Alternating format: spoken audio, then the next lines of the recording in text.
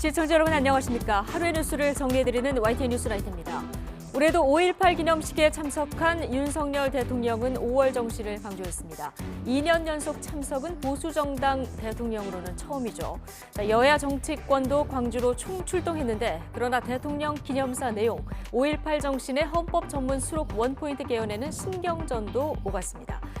김남국 의원의 코인 의혹은 시간이 지나면서 궁금증이 더해지고 있습니다. FIU가 왜 이상거래로 신고했는지 이유를 추정할 수 있는 보도들도 나오고 있습니다.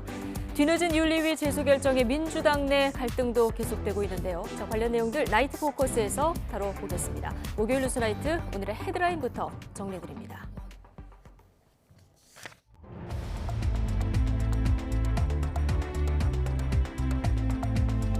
5월 18일 목요일 뉴스나이트 주요 뉴스입니다. 윤석열 대통령이 내일 주요 7개국 G7 정상회의를 위해 일본 히로시마로 출국합니다. 한미일 정상회담도 열릴 것으로 전망되는데 핵심 의제로는 북핵 대응 등 안보 이슈가 다뤄질 것으로 보입니다. 제43주년 5.18 민주화운동 기념식에 윤 대통령이 2년 연속 참석했습니다. 5.18 정신의 헌법 수록을 위한 원포인트 개헌을 두고 여야 간 신경전이 이어졌습니다. 이번 달 초 어린이를 포함한 북한 일가족이 서해 북방 한계선 NLL을 넘어 귀숙해냈습니다. 서해 NLL로 탈북한 사례는 지난 2018년 5월 이후에 처음입니다.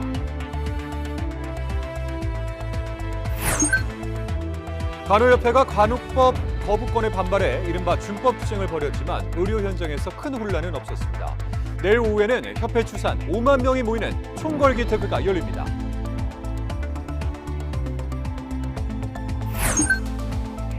재작년 민주당 돈봉투 의혹과 관련해서 무소속 이성만 의원이 내일 검찰에 피해자 신분으로 출석합니다. 검찰은 현역 의원에 대해서 상당 부분 수사가 진행됐다며 출소안을 예고했습니다. 서울 아파트값이 6주 연속 하락폭을 줄였습니다. 이번 달 안으로 보합이나 상승 전환이 임박했다는 분석이 나오고 있습니다.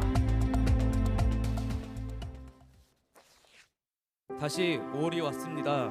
5.18 민주화 운동의 역사를 잊지 않고 보다 희망찬 5월을 위해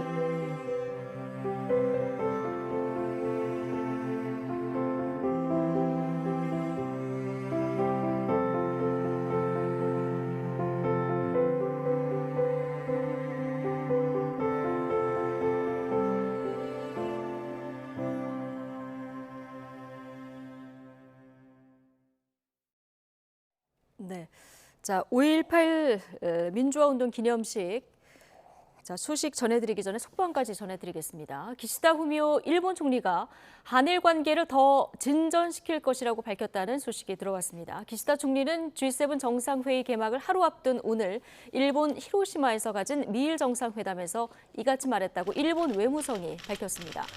기시다 총리는 회담 중에 이달 7일에서 8일 한국 방문을 언급하면서 한일 관계를 더욱더 진전시킬 것이라고 말하자 조 바이든 미국 대통령은 한일 관계 개선을 환영한다고 화답했다는 소식입니다. 광주 시민들이 신군부의 부당한 공권력 행사에 맞선 5.18 민주화 운동이 43주년을 맞았습니다. 5월 정신, 국민과 함께란 주제로 정부 주관 공식 기념식이 광주에서 열렸습니다. 먼저 김민성 기자의 보도입니다. 엄니 어째서 잠 못 자요 잠자야 꿈속에서 날 만나재. 가수 나훈아 씨가 희생자 어머니들에게 헌정한 노래 엄니가 광장을 메웁니다. 인자 그만 울지 마시오. 반복되는 노랫말에 눈물이 멎지 않습니다. 5월 어머니들을 조명한 영상에선 주부에서 민주투사로 변한 어머니들의 삶이 소개됐습니다. 우리끼리 마음이 통한 게 그의 치유가 많이 된 것 같아요. 나만 이렇게 고통당한 것이 아니고 서로 통하니까요. 과거의 아픔이 남긴 교훈을 잊지 않겠다는 미래 세대의 다짐도 나왔습니다. 지금의 우리는 지난 5월 광주의 땀과 노력으로 이루어진 것들을 누리고 있습니다. 그렇기 때문에 고귀한 희생 정신들이 후세대에까지 이어질 수 있도록 올해 5.18 기념식은 5월 정신 국민과 함께라는 주제 속에 자유민주주의를 지켜낸 5월 정신을 기억하자는 의미로 열렸습니다. 국립 5.18 민주묘지에는 유가족과 시민의 발길이 이어졌습니다. 벌써 43번째 다시 돌아온 5월.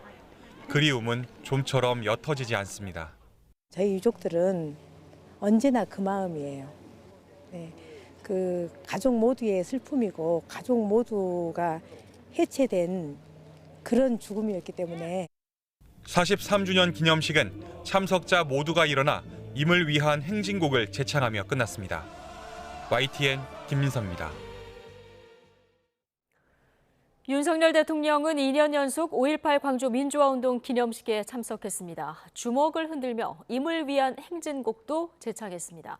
기념사에선 5월 정신은 자유민주주의 헌법 정신이며 이를 위협하는 세력과는 맞서 싸워야 한다고 강조했습니다. 박소정 기자의 보도입니다. 추적추적 내리는 비로 흠뻑 젖은 국립 5.18 민주묘지. 윤석열 대통령이 민주화 운동 때 가족을 잃은 5월의 어머니 15명과 함께 민주의 문으로 들어섭니다. 5월 정신 아래 우리는 하나라고 방명록에 남긴 윤 대통령은 5월 정신은 헌법 정신이자 구심체라고 말했습니다.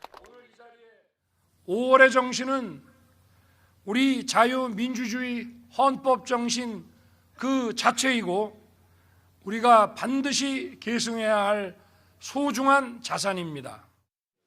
또 민주주의 위기를 초래하는 안팎의 도전에 맞서 싸워야 한다고 강조했습니다. 자유와 민주주의를 위협하는 모든 세력과 도전에 당당히 맞서 싸워야 하고 그런 실천적 용기를 가져야 합니다. 보수 진영 대통령으로는 처음으로 2회 연속 5.18 기념식에 참석한 윤 대통령. 식순 마지막에 울려 퍼진 임을 위한 행진곡을 참석자들과 함께 주먹을 흔들며 불렀습니다. 기념식을 마친 뒤에는 열사들의 묘역을 참배하고 유족을 위로했습니다. 고등학생, 대동고등학교 3학년 학생이었고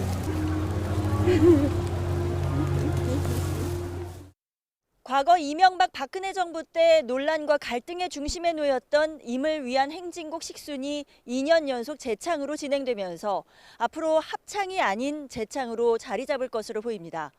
YTN 박소정입니다.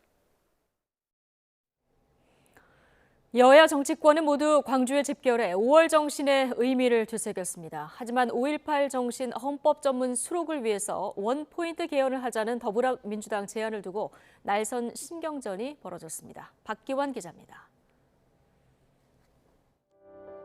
5.18 민주화운동을 추모하기 위해 여야 지도부가 광주에 집결했습니다.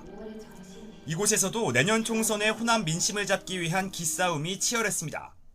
민주 영령들의 숭고한 희생을 특정인이나 특정 그룹의 정치적 전유물로 여겨서도 안 될 것입니다. 국가폭력으로 국민들의 생명이 쓰러져가는 이 아픈 현실이 다시 시작되고 있습니다. 날선 공방전은 5.18 정신 헌법 전문 수록을 위한 원포인트 개헌을 하자는 민주당 이재명 대표의 제안에서 시작됐습니다. 이 대표가 여야 공통 대선 공약인 5.18 헌법 수록을 내년 4월 총선과 함께 국민투표에 붙이자고 주장한 건데 이에 대통령실 관계자가 원포인트 개헌은 비리에 얼룩진 정치인들의 국면 전환용 꼼수에 불과하고 오히려 5.18 정신을 모독하는 것이라고 맞받은 겁니다. 이재명 대표는 즉각 상식 이하의 행위라고 되받아쳤습니다. 자신들이 기소해놓고 기소했다는 이유로 기소되었다고 비난하는 행위가 과연 옳겠습니까? 그런 상식 이하의 행위 옳지 않습니다. 국민의힘은 불리한 상황을 덮으려는 야당의 정치적 의도가 엿보인다며 대통령실 주장에 힘을 실었습니다. 그러면서 5.18 정신 헌법 수록에 대해서는 충분한 수기 과정을 거치겠다고 강조했습니다. 5.18 정신을 헌법 전문에 담겠다고 하는 것은 대통령의 공약이기도 하고 우리 당이 가지고 있는 입장이기도 합니다. 그 뜻을 잘 실천해 나가도록 할 것입니다. 5.18 헌법 수록 문제가 본격 협상 테이블에 오른다 해도 구체적인 시기와 방안을 놓고 양보 없는 줄다리기가 예상됩니다. 여야가 광주로 총출동해 한 목소리로 5.18 정신을 강조했지만 신경전은 여전했습니다. 내년 총선을 앞두고 호남 민심을 나아가 중도층 지지를 얻기 위한 기싸움은 갈수록 치열해질 것으로 보입니다.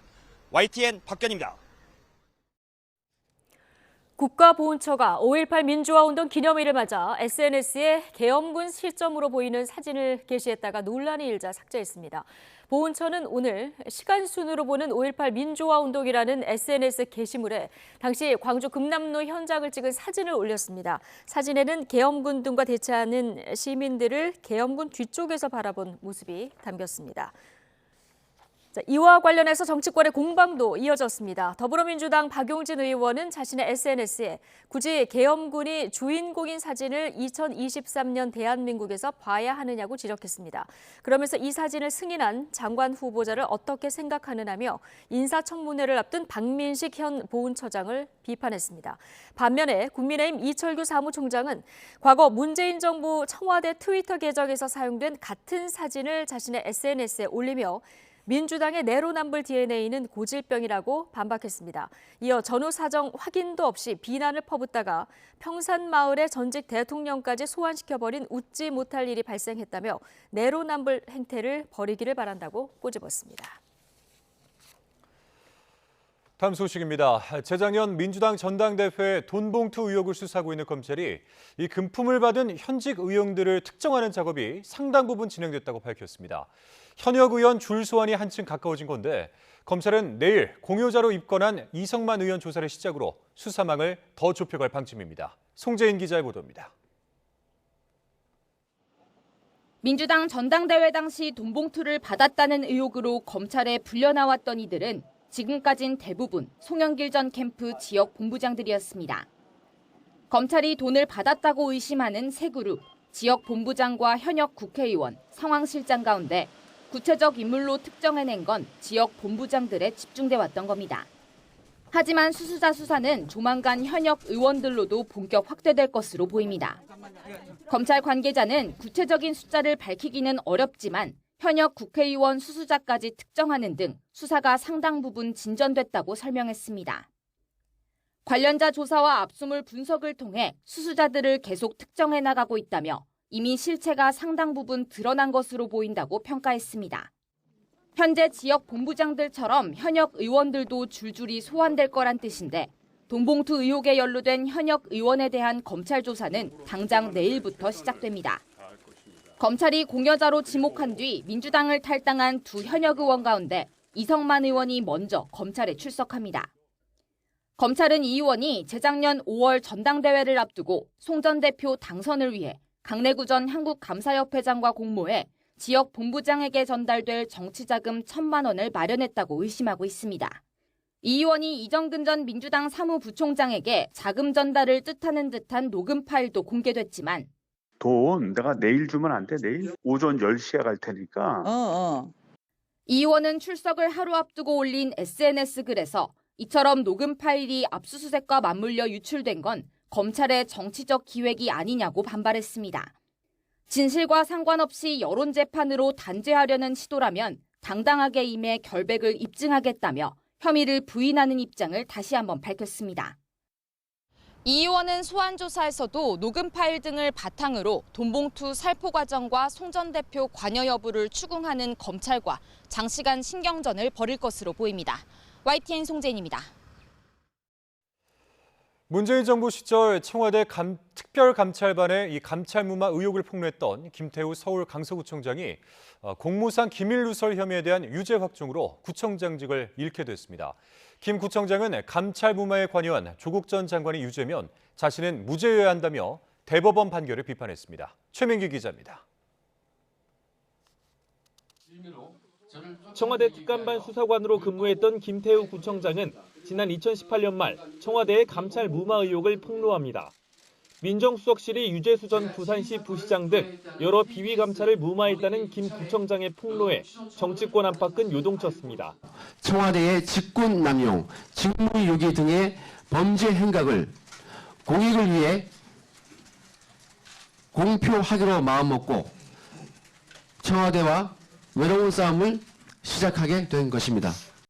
당시 민정수석이었던 조 전 장관에 대한 책임론이 빗발쳤고 결국 검찰 수사와 기소로 이어져 조 전 장관은 지난 2월 1심에서 유죄를 선고받았습니다.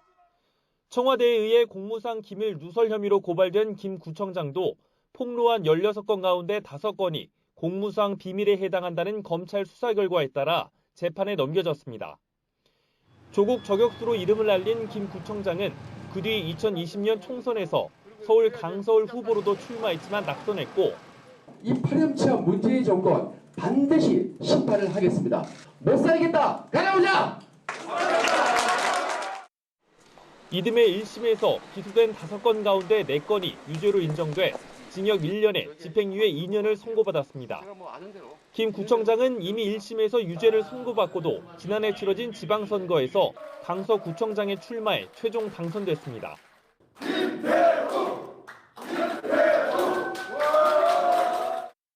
그러나 당선 2달 만에 내려진 2심도 1심 판결과 같았고 이어진 대법원 판단도 마찬가지였습니다. 징역형의 집행유예가 확정된 김 구청장은 임기를 1년도 채우지 못하고 직을 잃게 됐습니다. 선출직 공무원은 금고 이상의 형을 선고받으면 피선거권을 상실하는데 피선거권을 잃은 지방자치단체장은 당연 퇴직 대상이 되기 때문입니다. 대법원 선고 직후 김 구청장은 조국 전 법무부 장관이 유죄면 자신은 무죄가 돼야 하는 게 정의이자 법치라며 대법원 판결을 비판했고 국민들에게는 임기를 끝까지 마치지 못했다며 고개를 숙였습니다. YTN 최민기입니다. 21대 총선 과정에서 불법 후원금을 모금한 혐의로 재판에 넘겨진 국민의힘 김선교 의원이 선거사무소 회계 책임자의 벌금형 확정으로 의원직을 잃게 됐습니다. 대법원은 오늘 정치자금법과 공직선거법 위반 혐의로 기소된 김 의원의 상고심에서 김 의원에게는 무죄를, 회계 책임자 A씨에게 벌금 1,000만 원을 선고한 원심을 확정했습니다. 국회의원이 정치자금법 위반 혐의로 100만 원 이상의 벌금형을 선고받거나 회계 책임자가 벌금 300만 원 이상을 확정받는 경우 의원직을 상실합니다. 민주당이 뒤늦게 김남국 의원을 국회 윤리특별위원회에 제소했지만 당내에서는 여진이 계속되고 있습니다. 이 시기를 놓쳤다는 지도부를 비판하는 목소리가 나오며 이재명 대표의 리더십 위기론까지는 불거졌는데 김 의원 징계를 위한 국회 차원 논의는 아직 속도를 내지 못하고 있습니다. 이준엽 기자가 전해드리겠습니다. 민주당이 국회의원 윤리강령에 적시된 품위유지와 청렴 의무 위반 등을 이유로 김남국 의원을 결국 국회 윤리특위에 제소했지만 당 내부에선 갑론을박이 이어지고 있습니다. 당 지도부 결단이 늦어지며 문제를 키웠다는 불만이 비명계를 중심으로 좀처럼 수그러들지 않고 있는 겁니다. 저는 만시지탄이라고 하겠습니다. 아직도 좀 이 정치가로서는 이 결단을 하기에는 좀 행정가로서의 때를 벗지 못한 거 아닌가 이런 생각. 먼저 파악을 속도 있게 할 수 있는 사안이었어요. 그런데 이것을 뭐 조사 이러면서 시간을 오히려 늦추게 되는. 반면 당 지도부가 순리대로 대응한 거라며 옹호하는 목소리도 있어 자칫 계파 갈등이 재점화할 거란 우려도 나옵니다. 드라이하게 좀 얘기를 했으면 좋지 않았을까 하는 그런 아쉬움이 있는데 현재로서는 뭐 당 지도부가 이재명 대표께서 그런 고육지책을 저는 썼다고 생각합니다. 김 의원이 무책임하게 탈당했다는 당 안팎의 비난 역시 이어지고 있습니다. 투자 수익률 이런 부분에 대한 자료를 요구했었습니다.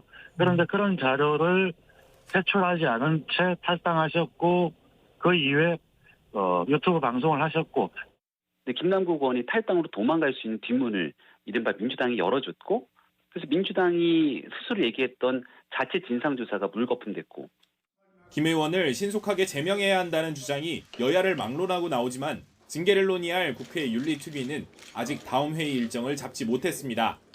징계 절차를 둘러싼 여야 이견도 여전해 향후 논의에 속도가 붙을지 아직은 불투명합니다. 국회의원 제명에는 제적의원 3분의 2 이상의 찬성이 필요합니다.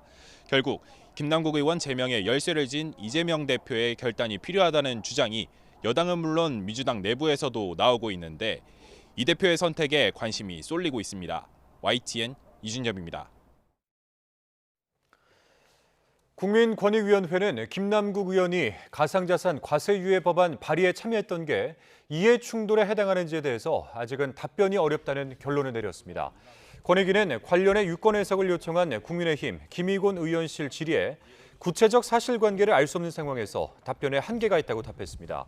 이어서 권익위는 이해충돌방지법에 따라 위원회에 접수된 법 위반 신고에 대해서만 접수와 처리 현황 파악이 가능하다며 지난해 5월 해당 법 시행 이후 국회의원에 대한 위반 신고는 지난달 기준 한 건도 접수되지 않았다고 설명했습니다.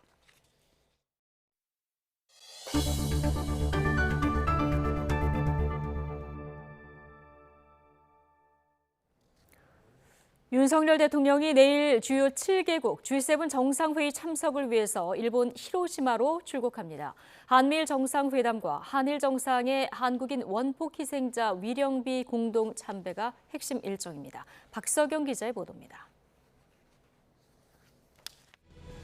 방일에 이어 국빈 방미, 기시다 후미오 총리 답방 등 숨가쁜 행보를 보인 윤석열 대통령. 이번에는 주요 7개국 G7 정상들이 모이는 일본 히로시마로 외교 무대를 옮깁니다. 의장국 일본의 초청에 따라 호주, 인도와 함께 초청국 자격으로 2박 3일 참석하는 겁니다. 올해 우리나라가 G7 초청국으로 선정된 것은 규범 기반 국제질서 수호 그리고 글로벌 도전 과제 대응을 위한 글로벌 파트너로서의 위상을 확인하는 계기가 될 것입니다. 한일 정상은 한국인 원폭 희생자 위령비를 함께 찾아 헌화하고 정상회담을 할 거로 전해졌습니다. 앞서 양국 정상은 지난 7일 기시다 총리 방한 당시 공동 참배를 약속했습니다. 우리 두 정상은 히로시마 평화공원에 있는 한국인 원폭 희생자 위령비를 함께 찾아 참배하기로 하였습니다. 한미일 정상회담도 성사될 전망입니다. 윤 대통령 취임 이후 세 번째인데 핵심 의제로 안보가 꼽힙니다. 북한의 핵과 미사일 위협, 공동의 도전에 대응하여 한미일 협력을 한 단계 더 업그레이드하기 위한 전략적 공조 방안이 논의될 것으로 예상됩니다. 이 밖에 호주, 베트남, 인도, 인도네시아, 영국과의 양자회담 일정도 잡혀 있습니다. 윤 대통령은 또 다른 초청국과 함께하는 확대 회의에 참석해 발언할 예정입니다. 법치에 기반한 국제 질서가 주제 가운데 하나인데 러시아와 중국을 겨냥한 거란 해석이 나옵니다. G7을 계기로 한미일 삼각공조로 이어지는 큰 그림은 더 또렷해질 전망입니다. 다만 신냉전 속에 중국과 러시아의 관계를 어떻게 풀어나갈지가 과제로 남을 것으로 보입니다. YTN 박서경입니다. 일본은 히로시마 G7 정상회의에서 후쿠시마산 식재료 제공을 통해서 후쿠시마산 농수산물 안전성을 최대한 홍보할 방침입니다. 일본이 이를 계기로 우리나라를 겨냥해 후쿠시마산 농수산물 수입 재개 목소리를 더 키울 수 있다는 관측이 나옵니다. 도쿄에서 김세호 특파원이 전해드립니다. 후쿠시마산 농수산물의 활성화는 후쿠시마 부활을 위한 핵심 요소입니다. 후쿠시마 원전 사고 이후 방사능으로부터 안전하다는 것을 보여주는 상징이기 때문입니다. 일본은 지난 2021년 도쿄올림픽에 이어 이번 히로시마 G7 정상회의에서도 후쿠시마산 식재료 제공 방침을 밝히는 등 자국 내 국제 행사와 같은 기회가 있을 때마다 후쿠시마산 농수산물의 안전성을 홍보하는 데 안간힘을 쓰고 있습니다. 復興の歩みを進めている本県への理解を深めていただく貴重な機会となります. 이는 후쿠시마 원전 오염수의 해양 방류를 앞두고 주변국들에게 안전성을 강조하며 여론전을 강화하는 것과 같은 맥락입니다. 安全性の確保に関する日本の立場についてしっかりと説明したいと考えています. 일본의 방침대로라면 윤석열 대통령을 포함해 G7 정상회의에 참석한 정상들이 후쿠시마산 식재료가 포함된 식사를 할 가능성이 큽니다. 일본은 이를 통해 후쿠시마 농수산물에 대한 불안감을 최소화하고 홍보 효과를 극대화하려는 의도로 보입니다. 이번 G7 정상회의를 계기로 우리 정부의 후쿠시마산 농수산물 수입 규제 철폐를 거세게 요구할 가능성이 있는 대목입니다. 일본이 이번 히로시마 G7 정상회의 이후 후쿠시마산 농수산물과 관련해 우리 정부를 어떻게 압박할 수 있는지를 놓고 우리 정부의 치밀한 대응이 필요해 보입니다. 도쿄에서 YTN 김세호입니다. 외교부는 일본 히로시마에서 열리는 주요 7개국 G7 정상회의 때 후쿠시마산 식재료로 만든 음식이 제공될지와 관련해 일본 측으로부터 구체적인 내용에 대해 통보받은 바가 없다고 밝혔습니다. 임수석 외교부 대변인은 정례 브리핑에서 후쿠시마산 식재료 제공 가능성에 대한 질문을 받고 관련 언론 보도를 알고 있다며 이같이 답했습니다. 후쿠시마현 지역 언론은 우치보리 마사오 후쿠시마현 지사의 말을 인용해 G7 정상회의에 참석하는 각국 요인의 식사에 후쿠시마 현산 식재료 등이 활용되고 국제 미디어 센터에 후쿠시마 현의 사케와 가공식품이 제공된다고 보도했습니다. 정부가 일본 후쿠시마 원전 오염수 시찰단 파견과 관련한 한일 실무단 협의 결과를 내일 발표합니다. 국무조정실은 내일 정부 서울청사에서 브리핑을 열고 우리 시찰단 구성과 파견 날짜, 동선 등 세부 내용에 대한 한일 협의 결과를 발표할 것이라고 밝혔습니다. 박구현 국무조정실 1차장이 발표에 나서며 이번에 시찰단을 이끌 전문가 시찰단 단장도 함께 배석할 예정입니다. 지난 6일 일가족이 포함된 북한 주민이 어선을 타고 서해 북방 한계선 이 NLL을 넘어 귀순해 온 것으로 확인됐습니다. 현재 국가정보원 등 관계 당국의 합동신문이 진행되고 있는데요. 귀순 인원은 10명 안팎인 것으로 알려졌습니다. 김문경 기자가 보도합니다. 북한 가족으로 추정되는 어선이 서해 북방 한계선 NLL을 넘은 건 지난 6일 밤. 이를 지켜보던 군은 어선이 남쪽으로 내려오자 검문 검색에 나서 안전하게 신병을 확보했습니다. 어선에는 어린이를 포함해 10명 이내의 북한 주민이 타고 있었던 것으로 알려졌습니다. 국가정보원도 최근 북한 주민들이 귀순한 사실은 있지만 자세한 내용은 확인해 줄 수 없다며 귀순 사실을 확인했습니다.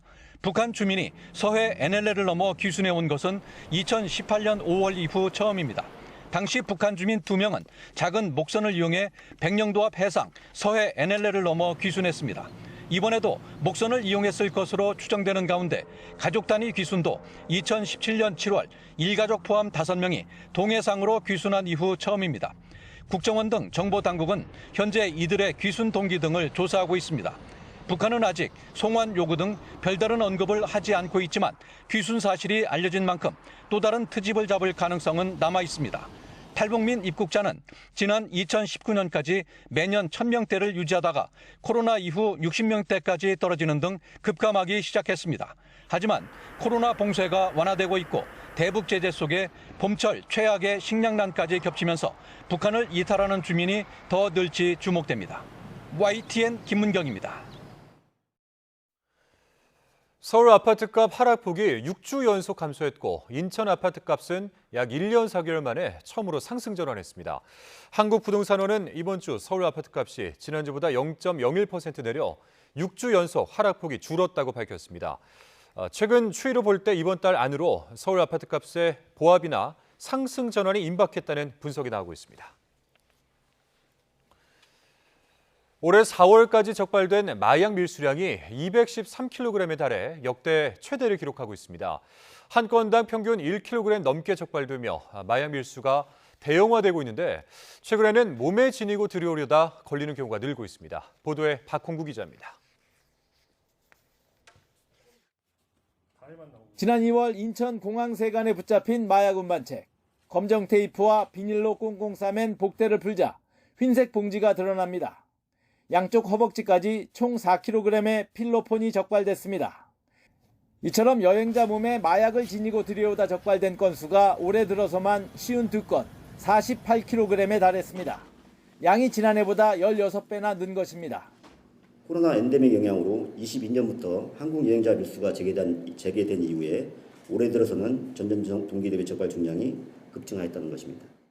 유아용 분유 제품을 뜯자 분말 사이로 알약이 쏟아져 나옵니다. 일명 엑스터시로 불리는 클럽용 마약 MDMA 1400정이 독일발 국제우편으로 반입되다 세관에 걸렸습니다. 이처럼 어린이 용품이나 음식 재료로 위장한 마약이 국제우편 또는 특송화물 형태로 배송돼 올해 4월까지 총 205건, 213kg이 적발됐습니다. 지난해보다 건수는 줄었지만 한 건당 밀수 중량은 1kg으로 늘며 마약 밀수가 대형화하고 있습니다. 하루 평균 2건, 1.8kg, 필로폰 기준으로 6만 명이 동시에 투약할 수 있는 양의 마약이 적발되고 있다는 사실, 마약과의 전쟁에서 더 이상 물러설 곳이 없다는 현실을 보여주는 사례입니다. 적발된 마약 가운데는 MDMA나 합성대마, 케타민 같은 신종 마약의 증가세가 두드러집니다. 마약의 출발지는 태국과 베트남, 말레이시아 등 동남아 국가가 늘고 있습니다. 관세청은 엑스레이 영상 정보와 우편물 정보를 동시에 확인하는 판독 시스템을 도입하고 인력을 보강해 마약 전담 부서를 신설하기로 했습니다. 또 마약 밀수 신고 포상금 상한액을 2배로 늘리는 등 마약 밀수를 국경 단계에서 차단하기 위해 총력을 다할 계획입니다. YTN 박홍구입니다. 유튜브에서 도박 방송을 생중계하며 이 불법 도박 사이트 회원들을 모집해왔던 일당이 검찰에 넘겨졌습니다. 유튜브 채널 전체 구독자 수가 23만 명이 넘는데 일당이 도박 사이트 운영으로 벌어들인 금액은 수백억 원에 달하는 것으로 조사됐습니다. 임형준 기자입니다. 카지노 딜러가 테이블에서 카드를 돌립니다. 판돈 195만 원이 한순간에 0원으로 바뀝니다. 1을 줘? 4밖에 안 된다. 아, 진짜. 마스크와 선글라스로 얼굴을 가린 채 화면 한쪽에서 쉴 새 없이 말을 이어가는 남성. 불법 도박 장면을 유튜브로 생중계하는 겁니다. 자, 형들 생방송 왔습니다. 문의 주세요. 유튜브 채널 30여 개에서 불법 도박 방송을 튼 일당이 경찰에 붙잡혔습니다. 채널 구독자를 모두 합치면 23만 명이 넘었는데 유튜브는 불법 도박 사이트를 홍보하기 위한 일종의 미끼였습니다. 방송을 본 시청자들이 카카오톡 오픈 채팅방에 들어오게 한 뒤 도박 사이트 회원 가입을 유도한 겁니다. 주간조와 야간조를 따로 두면서까지 24시간 내내 회원을 끌어모았습니다. 최대한 많은 회원 가입을 유도하기 위해 역할 분담도 조직적이고 치밀하게 했습니다. 회원 가입 시 필요한 추천인 코드 등을 전송하며 불법 도박 사이트 가입을 권유하였습니다. 이런 방식으로 지난해 8월부터 8달 동안 도박 사이트를 운영하며 벌어들인 돈만 450억 원. 그 대가로 총책인 27살 남성 전모 씨는 사이트 운영자에게서 현금 8억 원을 받았고 나머지 일당들도 매달 최대 1,000만 원까지 수당을 챙긴 것으로 조사됐습니다. 경찰은 전 씨를 포함해 모두 9명을 검거한 뒤 이 가운데 4명을 구속 상태로 검찰에 넘기고 나머지는 불구속 송치했습니다. 경찰은 도박 사이트 서버가 미국에 있는 것을 확인하고 사이트 실제 운영자의 뒤를 쫓고 있습니다. YTN 임영준입니다. 혼자 사는 여성의 집 현관문 틈으로 철사를 넣어 문을 연료한 용의자가 특정됐습니다. 경기 부천 원미경찰서는 부동산 업체 직원 40대 남성 A씨를 주거 침입 혐의 용의자로 보고 조사하고 있습니다. 앞서 경찰은 그제 오후 신원을 알 수 없는 남성이 강제로 문을 열려고 했다는 신고를 접수했습니다. 경찰 조사에서 A씨는 경매 입찰 매물로 나온 빌라의 내부 상태를 확인하기 위해 집을 찾았고 사람이 없는 줄 알고 문을 열려 했다고 주장한 것으로 알려졌습니다. 지난 2021년 경북 구미에서 숨진 채 발견된 3살 여자아이와 관련해 이 친모가 아이 바꿔치기 혐의에 대해서 무죄를 확정받으면서 사건은 결국 미궁에 빠지게 됐습니다. 대법원은 50살 성모 씨의 미성년자 약취 혐의를 무죄로 판단하고 사체 은닉 미수 혐의만 유죄로 인정해 징역 2년에 집행유예 3년을 선고한 원심에 문제가 없다고 보고 이를 확정했습니다. 앞서 석 씨는 지난 2018년 3월 말부터 4월 초 사이 구미에 있는 산부인과에서 친딸이 낳은 여자아이를 자신이 몰래 출산한 아이와 바꿔치기 한 뒤 어딘가에 빼돌린 혐의를 받습니다. 또한 석 씨 본인이 낳았지만 딸이 기르던 아이가 3살 무렵 홀로 방치돼 숨지자 사망 사실을 감추기 위해 시신을 몰래 묻으려다가 미수에 그친 혐의도 받습니다. 대한간호협회가 간호법 거부권에 반발해 준법 투쟁에 나섰는데요. 다행히도 일선병원에서는 수술이나 차열 등의 큰 차질이나 혼란이 빚어지지는 않았습니다. 내일은 대규모 연차 투쟁이 예고돼 있습니다. 신윤정 기자입니다. 출범 100년 만에 첫 집단 행동으로 준법 투쟁을 꺼내든 대한간호협회가 회원들에게 적극적인 참여를 거듭 독려했습니다. 체열과 봉합, 초음파와 심전도 검사 등 간호사가 수행할 경우 불법이 되는 업무 리스트를 구체화해 현장에 전달하며 거부할 것을 요청했습니다. 간호사가 거부해야 할 의사의 불법적인 업무에 대한 리스트를 의료기관에 배포하고 협회 내 불법 진료 신고센터 설치와 현장 실사단을 별도로 운영 관리할 것이다. 1차 의료기관인 동네 병원은 간호조무사들이 대부분으로 간호사들의 준법투쟁과 큰 상관이 없습니다. 서울 주요 상급 종합병원 등 병원급 이상에서도 아직 간호사들의 단체 움직임은 없어 우려했던 진료 차질은 나타나지 않았습니다. 이에 따라 병원들도 임시 인력 투입이나 인력 조정 등의 대책을 세우지 않고 상황을 예의주시하고 있습니다. 우선은 환자 진료에는 문제 없도록 이게 지금 간호국에서 그렇게 지금 방침 정했나 보더라고요. 크게 지금 진료에 대해서는 문제가 없습니다. 내일 당장 그렇게 쓴다고 하면 그게 오늘 올라오거든요. 예, 근데 아직까지 그런 움직임 없어서. 이른바 수술실 간호사로 불리는 진료 보조, PA 간호사들의 준법투쟁 참여 여부가 관건인데 얼마나 동참할지는 미지수입니다. 현장에서 일하는 PA 간호사들은 투쟁 취지에는 공감하면서도 부족한 인력으로 중증 환자를 돌보는 상황에서 단체 행동을 하기 쉽지 않다고 말합니다. 병원에서 만약에 안 된다고 하면은 저희는 어쩔 수가 없는 거잖아요. 또 고용자 입장에서 보니까. 내일 참여를 하고 싶었는데 저희도 당직 기념으로 돌아가거든요. 그래가지고 내일 당직 설 사람이 없어서. 간호협회 관계자는 준법투쟁이 이제 막 시작하는 단계로 한두 달로 끝나지 않을 거라며 간호법 제정을 위해 장기 투쟁을 예고했습니다. 간호협회는 서울 광화문에서 열리는 규탄대회에 간호사 10,000명 이상이 연차를 내고 참여할 것이라고 밝혔습니다. 간호업계의 수건인 간호법이 사실상 무산된 뒤 열리는 첫 대규모 규탄대회를 기점으로 간호사들의 단체 행동 움직임이 본격화할지 주목됩니다. YTN 신윤정입니다.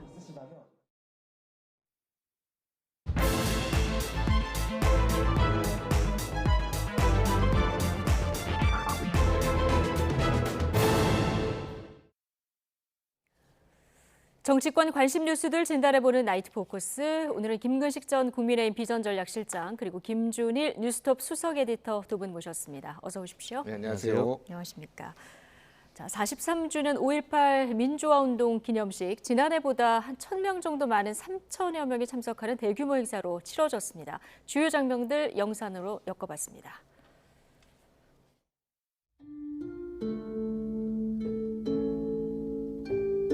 지금 대통령님께서 5월에 어머니들과 함께 민주의 문을 통과해 기념식장으로 향하고 계십니다.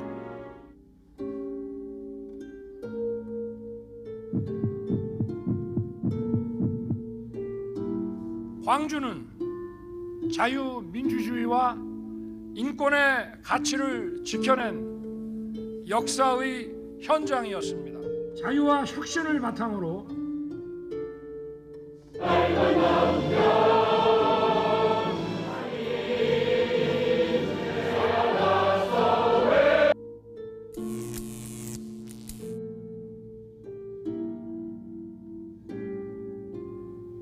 이렇게 문명회까지 찾아주신 거 44년 만에 처음이다. 이렇게 문명회 이렇게.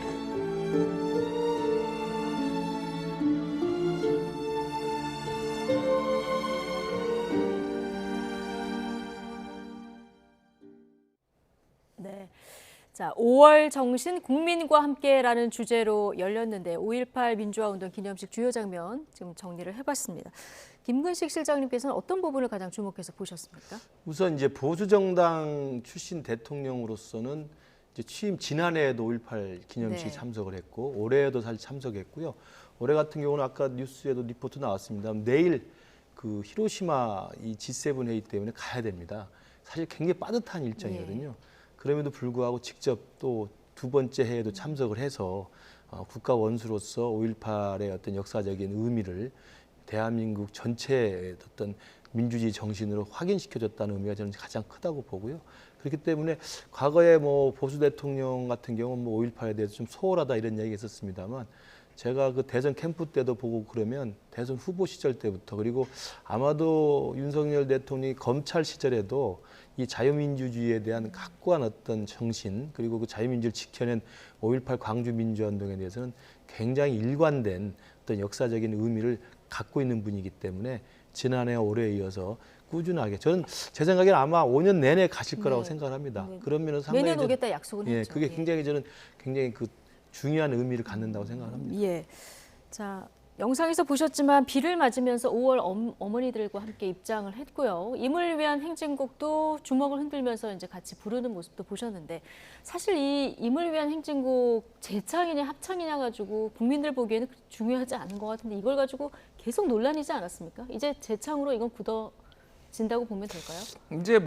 이제 그거를 재창이냐 합창이냐 가지고 논란이 된 거는 보수 대통령 쪽에서 그렇죠. 항상 그랬고 예. 뭐 소위 말하는 민주당 진보 대통령 쪽에서는 그런 게 없었거든요. 그래서 말씀하신 대로 무엇이 중요한디 약간 이런 거예요. 그러니까 이게 재창으로 하든 합창으로 하든 그게 뭐가 중요하냐라는 건데 항상 이제 보수 대통령은 일부에서 남아 있었던 5.18에 대해서 부정적으로 평가하거나 이거를 반대하는 분들, 예. 뭐 이런 분들에 대해서 의식을 한 건데 어떻게 보면 윤석열 대통령이 정치 초보기 때문에 아니면은 그동안에 정치권에 뭐 빚진 게 없기 때문에 이런 과감함 이거는 약간 미국의 약간 트럼프 대통령도 약간 이런 남들이 안 했던 방식으로 많이 했잖아요. 북한하고 갑자기 정상회담 한다든지 막 이런 게 이제 어떻게 보면 가능하지 않았을까. 그래서 저는 긍정적으로 봅니다. 그래서 뭐 김은식 시장님 말씀하셨지만 보수 대통령 처음으로 2번 연속 이제 참석을 했고 이거에 대해서는 뭐 빚진 게 없다라고 생각을 하시는 것 같아요. 역사를 이 부분에 있어서는 바로 잡아야 되겠다고 해서 역사가 한 반보 정도 진일보했다. 저는 그렇게 평가를 하고 있습니다. 예.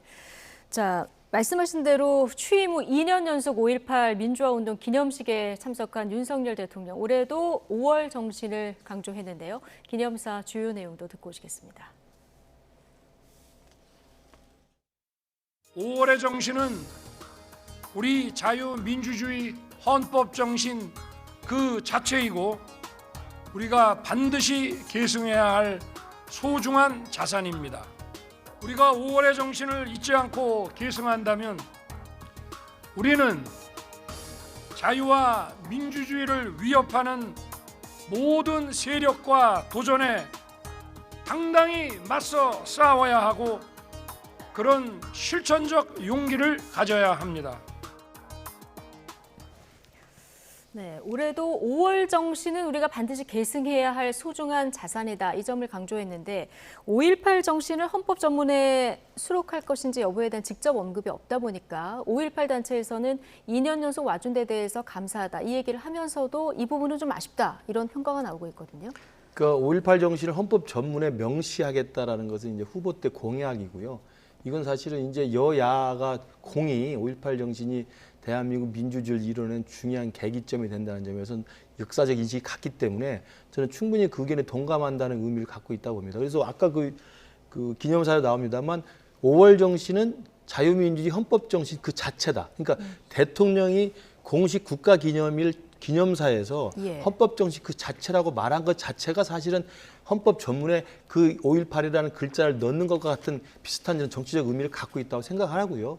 문제는 형식적으로 이제 개헌을 통해서 헌법 전문에 그걸 넣느냐 안 넣느냐의 문제는 개헌이라는 게 얼마나 복잡하고 지난한 과정과 또 국민 공론화의 과정이 필요한 것이고 여야가 합의해서 머리를 맞대고 지금 헌법 정신 자체 그 전문에 하나를 넣는 것 플러스 상당히 많은 변화를 담아야 되는 굉장히 어려운 과정 아니겠습니까? 그래서 이건 헌법 전문에다 넣느냐 안 넣느냐의 문제를 가지고 넣지 않기 때문에 5.18 정신을 전문에 넣겠다는 공약을 지키지 않겠다는 심산이냐라고 물어보는 건 제가 볼 때 경강부회로 전 정치 공세라고 생각이 듭니다. 그래서 저는 뭐 이재명 대표가 오늘도 그 원포인트 개헌을 하자고 주장을 했습니다만 진정성 있는 5.18 정신에 대한 개헌은 이 원포인트 개헌으로 정치 공세화하는 것보다는 지금 21대 국회가 1년여 남았습니다만 여의도 정치는 이미 정치가 실종된 상태 아니겠습니까? 여야가 누구의 책임을 탓할 것도 없이 극단적인 대치 상황이기 때문에 이 상황에서 여야가 합의해서 어떻게 개헌안을 만들 수 있겠습니까?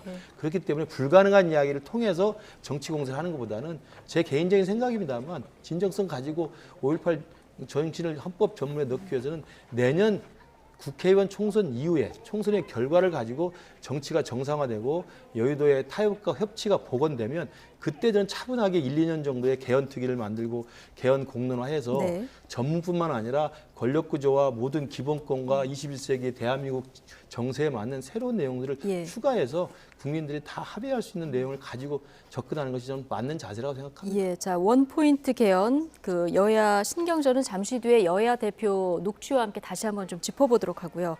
자 조금 전에 들으셨던 녹취 중에서 5월 정신을 계승한다면 자유와 민주주의를 위협하는 세력과 싸워야 한다 이런 부분이 들어있는데 이 부분에 대해서 야당의 좀 비판이 나오는 것 같습니다. 뭐 지난번에도 한번 뭐 비슷한 때 있었죠. 3.1절. 예. 3.1절 기념사에서도 뭐 비슷한 일이 있었습니다. 그래서 뭐 그때 뭐 이제 가짜 뉴스 뭐 이런 뭐 용어들도 나왔는데 글쎄요. 뭐 그냥 약간 의도적으로 넣었을 수도 있을 것 같아요. 그거를 이제 야당을 좀 지목하려고 하지만은 이게 뭐 야당이 직접적으로 거론되지 않는데 굳이 뭐 격하게 반응할 이유도 별로 없을 것 같습니다. 원론적으로 맞는 얘기잖아요. 자유와 민주주의를 위협하는 세력이 그때 이제 전두환 네. 뭐 신군부였잖아요. 그러니까 뭐 앞으로도 5.18 정신이라는 거는 민주주의를 위해서 계속 이제 싸워 나가야 되고 그걸 지키기 위한 어떤 정신이라 보면은 뭐 원론적으로 맞는 얘기니까 이 부분에 있어서는 크게 문제 삼을 필요는 없다고 개인적으로 생각을 합니다. 예. 자 기념사 한 대목 좀 더 들어볼까요? 윤석열 대통령 5월 정신은 경제 발전에 의해서 승화되고 완성된다면서 광주에 먹거리를 제시했는데요. 지난해에도 비슷한 얘기를 했었습니다. 같이 듣고 오시죠. 이제 광주와 호남이 자유민주주의와 인권이라는 보편적 가치 위에 담대한 경제적 성취를 꽃피워야 합니다. AI와 첨단 기술 기반의 산업 고도화를 이루고 힘차게 도약해야 합니다. 저는 광주와 호남이 자유와 혁신을 바탕으로 AI와 첨단 과학기술의 고도화를 이루어내고 이러한 성취를 미래 세대에게 계승시킬 수 있도록 대통령으로서 제대로 뒷받침하겠습니다. 네, 5월 정신을 경제적 성취로 승화시켜야 한다는 메시지. 저희가 지난해 메시지, 올해 메시지를 둘 다 들어봤는데요. 자, 경제적인 부분도 이렇게 강조하는 이 메시지는 어떻게 들으셨습니까? 아니 뭐 좋죠. 네. 경제가 뭐 광주 시민들은 이제 호남이 역대 정권에서 좀 차별도 받았고 산업이 좀 많이 뒤처져 있으니 이런 것들을 좀 뭐 필요하다 이런 것들이 산업 발전이 필요하다 이런 생각을 가지고 있는 거는 뭐 주지의 사실이고요. 예. 그래서 예전에 복합 쇼핑몰이 없어서 국민의힘에서 그것도 공약으로 내세워서 나름 반향도 있었잖아요. 그렇죠. 저는 뭐 그런 부분에 있어서는 긍정적인데. 내용을 보면은 뭐 복붙이라고 하죠. 복사 붙여넣기. 그러니까 작년하고 올해하고 이 전체적인 기념사가 보면은 내용이 바뀐 게 없어요. 사실 거의 바뀐 게 없다라고 본다라면은 좀 성의가 없는 거 아니냐. 여기에서 그러니까 뭐 매년 완벽하게 달라질 수는 없어도 요 조금 더 발전된 내용 아니면 다른 포인트 뭐 이런 것들을 강조하면 되는데 이것뿐만이 아니라 전체적인 내용이 다 바뀐 게 없다는 거고 아까 전에 뭐 뒤에 얘기하겠지만은 헌법 전문 이거에 대해서도 뭐 이번에는 얘기를 할 줄 알았거든요. 왜냐하면은 대선 후보 시절에는 2021년 11월에 와서 헌법 전문에 넣겠다고 약속을 하고 작년에는 헌법 전문에 그 언급은 안 했지만은 민주주의 그 자체라고 얘기를 했으니까 이제는 그러면 발전이 좀 있지 않겠냐 이렇게 했는데 그런 부분에서 되게 아쉬워하시는 광주 시민들이 좀 많은 것 같더라고요. 예, 내용이 너무 비슷하다 지난해와 이 얘기 해주셨는데 내년 5.18 기념식에 참석한다면 조금부터 구체적인 어떤 메시지들이 나올 수 있을까요? 그렇죠. 사실은 근데 이제 그 보수 대통령으로서 광주 민주화운동 기념식에 매년 참석을 하게 될 텐데 그렇다면 사실은 그 광주 민주화운동 기념식에서 대통령으로서 내놓을 메시지가 크게 다르지 않죠. 일단 앞부분은 1980년 5월 정신의 역사적 의미를 다시 고찰하고 국민과 함께 공유하고 그리고 그것을 통해서 우리 자유민주주의의 이 토대를 이룬 대한민국의 위대한 역사적 성과를 이야기하고 그것이 지금 현재의 5월의 정신이 어떤 의미가 있는지를 설명해내고 그것이 국민통합과 민족화합으로 가는 것이고 그런 것이 지금 현재 정세와 정치적인 현황과 관련해서 내놓을 메시지가 있으면 내놓는 거거든요. 그러니까 저는 그 광주 민주화 운동이라는 것이 우리 헌법 정신 그 자체고 자유민주주의를 위해서 투쟁을 해야 된다는 기본적인 의무를 이야기하고 그다음에 광주가 AI와 첨단 기술로 새로운 신성장 동력을 찾아야 된다는 이야기를 하는 것은 대통령에서 내놓을 수 있는 공통적인 메시지일 수밖에 없다고 생각합니다. 다만 이제 조금 차별화를 한다면 그때 정세에 맞는 새로운 5.18의 의미를 해석해 줘야 되는데 제가 만약에 조금 조언을 드렸다면 우크라이나 침공 등과 같은 국제사회의 새로운 독재 회기의 경향들에 대해서 조금 경고를 냈다면 좀 그건 뭐 2023년에 맞는 정세적인 어떤 5.18의 의미가 되겠죠. 말씀하신 내년에 또 참석을 한다고 했을 때 내년 5.18은 좀 분명히 다른 정세가 펼쳐지죠. 4월 10일 날 총선이 있고 22대 총선의 결과를 안고 5.18에 참석하는 거기 때문에 아마 내년 5.18에는 금년과 작년처럼 똑같은 복붙으로 나오지는 않을 겁니다. 분명히 새로운 정치 환경 속에서 새로운 5.18 정신의 의미를 아마 22대 국회를 앞두고 대통령으로서 메시지를 내놓을 거라고 생각합니다. 내년에 참석하시게 되면 내년 정세를 반영한 조언을 미리 좀 주시면 좋을 것 같고요. 하겠습니다. 자, 5.18 정신의 헌법 전문 수록을 위한 원포인트 개헌. 오늘 이재명 대표가 대통령을 향해서 다시 한번 제안에 나섰습니다. 여당은 어떤 입장인지 함께 듣고 오시겠습니다. 어려운 일도 아닙니다.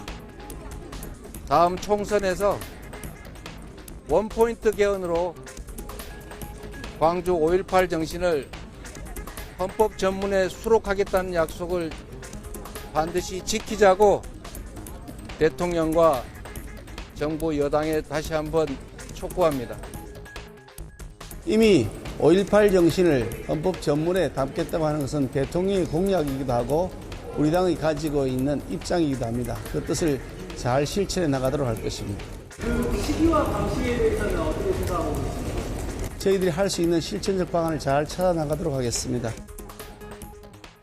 자, 5.18 정신을 헌법 전문에 수록하자. 여기에 대해서는 여야 입장이 좀 같은데요. 국민의힘은 이 시기와 방법에 대해서는 조금 유보적인 입장이에요. 그러니까 제가 오늘 김근식 교수님이 오늘 이 평가에 대해서 말씀하신 거에서 거의 다 동의하는데 가장 좀 많이 차이가 나는 지점이 5.18 헌법 그러니까 전문에 넣는 5.18 정신을 헌법 전문에 넣는 거 이겁니다. 그러니까 이게 좀 할 말이 많은데 일단은 이게 이재명 대표가 제안을 했지만은 사실은 강기정 광주시장이 먼저 제안을 정치권에 내놓은 거고 이재명 대표가 받은 거예요. 민주당 입장에서는 2017년 문재인 후보가 이거를 대선 공약으로 내놨기 때문에 받기가 굉장히 쉬운 거죠. 그리고 2020년 개헌을 했을 때 이미 그때 한번 시도를 했었잖아요. 그때 이제 전문에 넣었었거든요. 그러니까 이거에 대해서 별로 이제 이견이 없는 것이고 국민의힘 입장에서도 윤석열 후보가 사실 이거를 이제 공약으로 내세웠고 광주에 가서 2021년 11월에 약속을 했단 말이에요. 그러면 이거를 이제 뭐 이제 청와대 대통령실에서는 뭐 정치적 꼼수다, 뭐 5.18 정신을 뭐 훼손하는 게 아니라 뭐라고 해 모욕하는 거다, 뭐 이런 발언까지 나왔어요. 저는 그 제목을 기사를 보고 깜짝 놀랐는데, 그러니까 정말로 저는 대통령께 좀 간곡하게 드리고 싶은 말씀은 이거를 받으십시오. 그러니까 왜냐하면 첫 번째는 협치, 통 큰 지도자 이런 거의 어떤 모습들 이런 거를 보여줄 수 있는 거죠. 이거는 느낌이 야당이 내가 하려고 했는데 야당이 한다고 하면 죽어도 안 하겠어 나는 이런 느낌으로 비춰져요 이게. 그러니까 두 번째는 공약 이행이잖아요. 나는 공약을 이행하는 지도자의 모습을 보여줄 수 있는 거고. 세 번째는 개헌에 물꼬를 틀 수 있습니다. 아까 전에 이를테면은 모든 걸 모아가지고 이런저런 국민 여론 수렴을 해가지고 해야 된다고 김근식 실장님이 말씀하셨지만은 그렇게 하려고 하다가 지금까지 개헌을 1987년 이후로 한 번도 못했어요. 그럼 이거라도 원포인트 개헌을 하면 개헌에 물꼬를 뜰 수 있다는 말이죠. 김진표 의장이 이 말씀하셨어요. 독일은 69년 동안 60번 개헌했다고. 저도 그게 사실인지 팩트체크까지 해봤는데 맞더라고요. 거의 60번, 61번까지 했어요. 그러니까 매년 하는 겁니다. 그러니까 개헌이라는 거는 어쨌든 중요한 대원칙 잖아요. 근데 시대가 빠르게 변하고 있으니까 필요한 거 있으면 하나라도 하나 하는 거예요. 근데 우리나라는 너무 무겁습니다. 그래서 2020년에 문재인 대통령이 개헌하려고 했는데 안 됐던 이유가 모든 거를 한꺼번에 다 하려고 하니까 그때 자유한국당에서 이거는 반대하고 이거는 반대하고 그러니까 안 된 거잖아요. 그러니까 먼저 개헌을 쉽게 하나씩 해볼 수 있는 거. 근데 가장 돈은 안 드는 거는 선거 때 하는 거예요. 이거를 별도로 국민 투표를 붙이려면은 이건 돈이 많이 들잖아요. 그러니까 바로 이번 총선이 바로 이견도 없고 모든 거 합의하고 전문에 넣는 거는 사실은 대단한 게 아니에요. 그때 문재인 대통령이 넣었던 거는 5.18 민주화 운동, 민주 이념을 계승하고 이거 한 줄 들어간 겁니다. 그러니까 전부대 지금 넣으면 돼요. 그러니까 이게 무슨 국민 의견 수렴이 필요하고 국민투표 그 자체가 국민 의견 수렴이거든요. 그러니까 이거를 별도로 의견 수렴을 해야 되는지도 모르겠고, 그래서 저는 간곡하게 좀 정치권에 말씀드리는 거를 이거를 정쟁의 대상으로 보지 말고 이거는 여도 야도 다 윈윈이 될 수 있습니다. 그냥 원포인트 개헌해보고 그러면 효능감이 생기잖아요. 개헌의 효능감. 그러면은 또 다음에는 권력구조 개편, 뭐 결선 투표제라든지 뭐 대통령 4년 중임제연이 그럼 또 한 번씩 하면 되는 거예요. 지방선거 때 또 하고 뭐 대선 때 또 하고 이런 식으로 해서 그게 꼼수라고 하면 뭐 안 할 수도 있는 거고, 이런 식으로 조금 정치를 바꿔나가는 거. 그러니까 개헌의 물꼬를 튼 87년 이후로 처음으로 개헌의 물꼬를 튼 대통령이 윤석열 대통령이 될 수 있다. 정치적 치적으로 남을 수 있다라는 겁니다. 대통령실은 야당의 제안을 국면 전환용 꼼수다 이렇게 이제 반응을 하고 있는데, 지금 김준일 에디터 얘기를 들어보면 여야에도 윈윈이고 대통령도 업적을 남길 수 있다. 내년 총선에 투표를 해서 하자는 원포인트 개헌 받았으면 좋겠다는 충언을 주셨는데 어떻게 보십니까? 좀 반박을 좀 드리면요. 그러니까 저는 대통령실이 이게 5.18 정신을 모독한 거고 꼼수다라고 좀 너무 즉자적인 좀 그 과도한 이야기를 한 건 저도 좀 아쉽게 생각합니다. 그렇게까지 말할 필요는 없는 거예요. 일단 대통령실의 기본 반응은 이재명 대표가 저걸 이야기했을 때는 대통령이 대선 시절 후보 공약으로 내세웠고 오늘 기념사에서 나왔듯이 5.18 정신을 우리 민주주의의 기본 토양으로서 헌법 조문에 넣는다는 우리의 일관된 원칙은 변함이 없습니다. 라고 먼저 말을 해주고 시작하는 게 더 나았다고 생각합니다. 이걸 뭐 5.18 정신 모독이라고 얘기하는 건 좀 너무 지나친 경강부회식인 정치 방박이라고 생각이 들고요. 그럼에도 불구하고 김준일 수석 에디터가 말씀하신 그런 좋은 의도를 가지고 받아들인다 하더라도 현실적으로 불가능합니다. 제가 말씀드리잖아요. 문재인 대통령 때 개헌을 하려고 그 당시 기억나실 거예요. 조국 민정수석이 대통령이 발의한 그 개헌안에 대해서 일목요연하게 쫙 설명을 했습니다. 전문부터 시작해서 권력구조, 기본권, 그다음에 국제정세, 경제산업 패러다임의 변화.